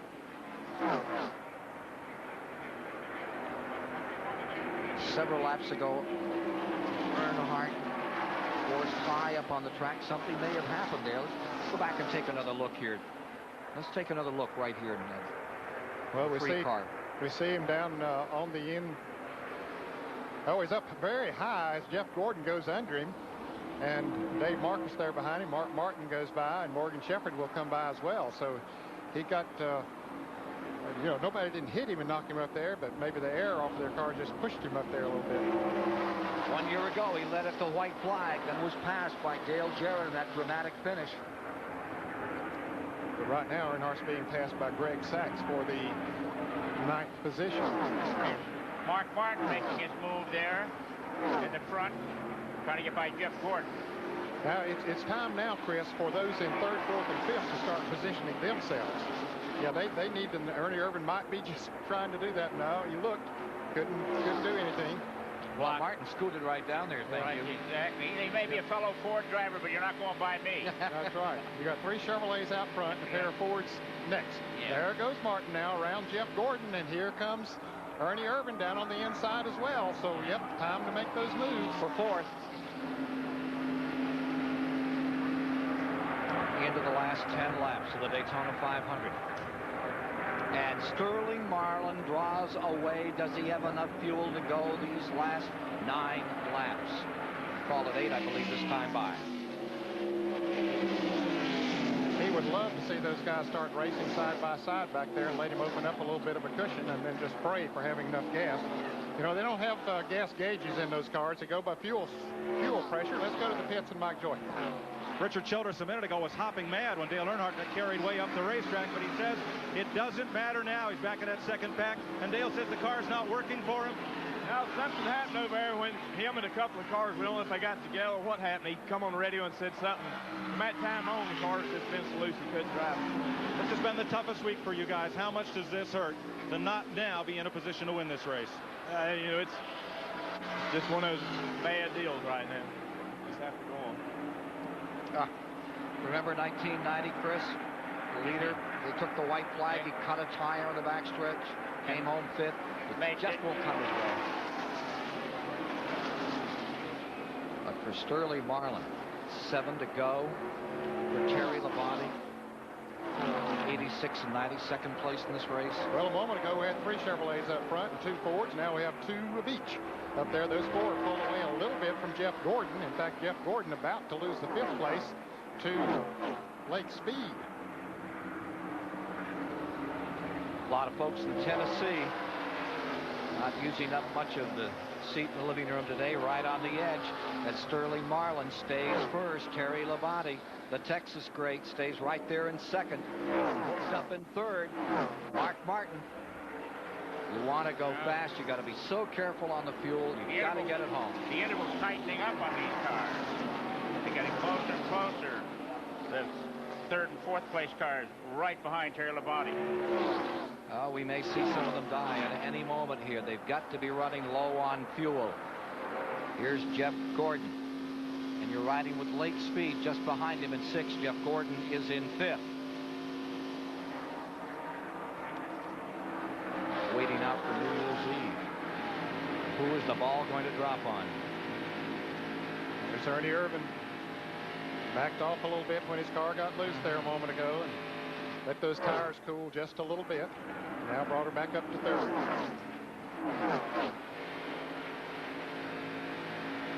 Sun is going to kill you as you come down this main straightaway. 5 to go. Got ahead of Martin. Mark Martin back there in fourth, trying to manipulate Sun. Yeah, he needs to start making a move here shortly. However, he and Irvin could possibly team up together and go by that pair of Chevrolets. Terry Labonte looking good, and he's right there. He hasn't missed a step. Stays in line, scoops in some clean air once in a while, and ducks right back in there. Well, yesterday in the Goodies 300, Terry was leading the race there at the end of the race, thought he was in good shape, and all of a sudden he wound up fourth. And so he's not about to try to make a pass now. He'll wait till the last lap, I believe, unless somebody does something to make him do something different from what he wants to do. 4 drivers pulling away with 4 laps to go. 3 of them seeking their first 500 win. 1, the 91 champion, trying to repeat back there in the black number 28, Ernie Irvin. Native of Modesto, California. On board with Ernie as he scoots up to the outside. But that doesn't work. No place to go there. He might have been just testing him a little bit. Sterling moving down to pick up the draft of a car that's coming up the lap. And all they're saying on the radio is a lap count from those drivers, and to those drivers, no other information. It's up to them now. It's up to the driver. It's in his hands totally. Okay, here's a move. Irvin on the inside of Terry Labonte as they came by that lap car. Jimmy Hensley. Pulling Mark Martin up into third. Hensley running 15th. And Terry Labonte has gone from second to a battle for fourth. But now they're running side by side, so it gets down to a two-way slugfest. Lake Speed is out of fuel. He's in the pits. Lake Speed, who was running in the 6th position, out of fuel. And he can't get the car fired in the pits as we watch this battle for the lead. And that's a Ford. Chevy Ford confrontation. Whoop. Did you hear that thing lean out, or were we just going away? 2 laps to go. 5 miles, a little less than 5. Here's Jeff Gordon back in 5th. Morgan Shepherd in 6th. Morgan way up on the bank. Story is right here. The 500 to be decided. Will it be a new winner? In the 36th running of this race, Sterling Marlin. Terry Labonte has lost the draft of Mark Martin. I don't think he has much of a chance. Martin has probably lost the draft of these 2 cars. Looks like it might be one of these or another car going slowly down the backstretch has run out of fuel as well. And it's Mark Martin. We have Martin. Mark Martin run out of fuel. The Fords are not getting the mileage the Chevrolets are getting. But one is. White flag. Robert Yates, number 28, is still there. Last lap to decide it all. Sterling Marlin stays first. Ernie Irvin in 2nd.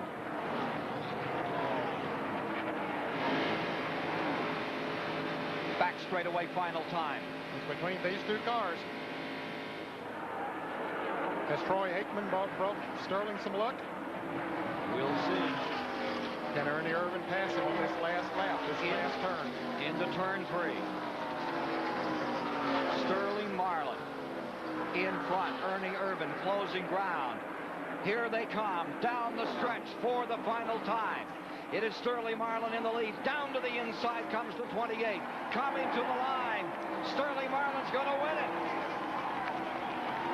Ernie Irvin, who left the Morgan McClure ride to go with the 28 team of Robert Yates, is defeated by that team, and Sterling Marlin wins his first Winston Cup victory in the greatest race of them all.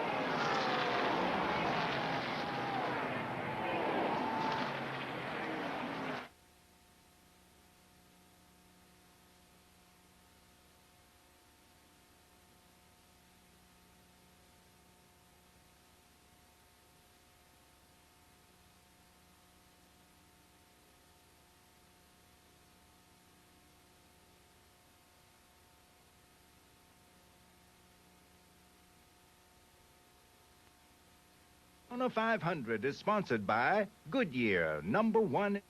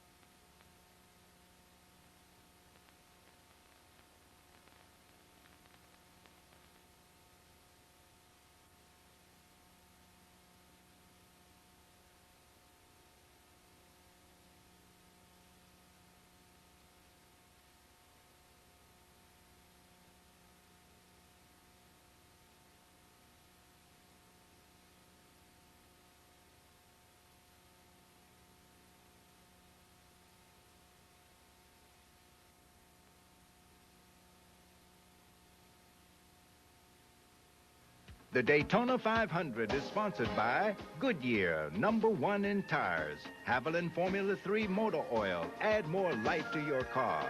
And by Ford and your Ford dealer. Have you driven a Ford lately?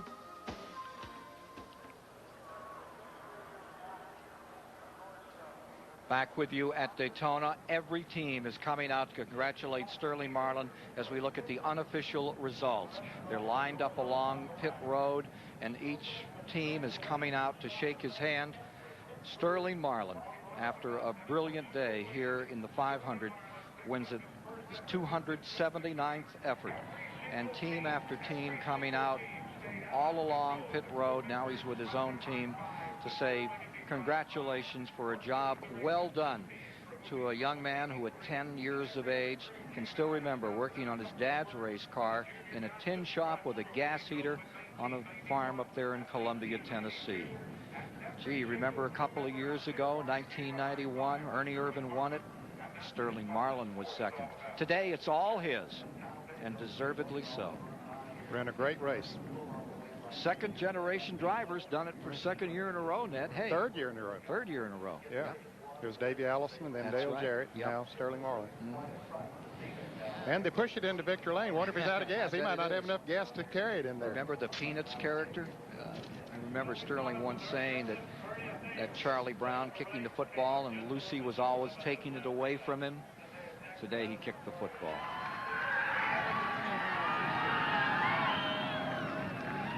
Ladies and gentlemen, in Victory Lane at the Daytona Speedway from Columbia, Tennessee, former Nashville Speedway track champion Sterling Marlin about to clamber out of car number 4, and Mike Joy is waiting there with him. Second to Ernie Irvin in this race in 1991, second in the last 2 Pepsi 400s. And Sterling, he's more surrounded here than he was on the track. Here he comes.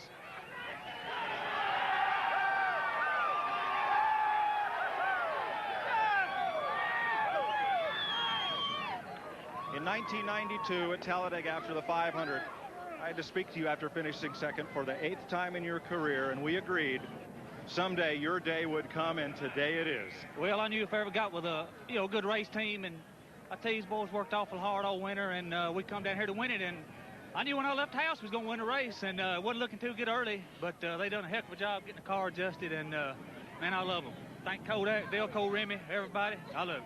Can you believe you're here? No, not really. I'm at peace myself.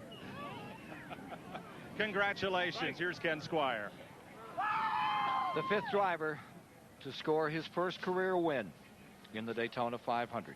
It's Sterling Marlin defeating Ernie Irvan. Dramatic finish. Terry Labonte comes home 3rd. Jeff Gordon gets 4th, 1 position up from a year ago. How about Greg Sachs in 6th? Earnhardt having to settle for 7th place today. Ken Schrader rounding out the top 10 in the 500 this afternoon here at the Daytona International Speedway. For Chris Economaki, Ned Jarrett, David Hobbs, and Mike Joy, I'm Ken Squire saying so long from the Daytona International Speedway, for today's 500 winner is Tennessee's Sterling Marlin.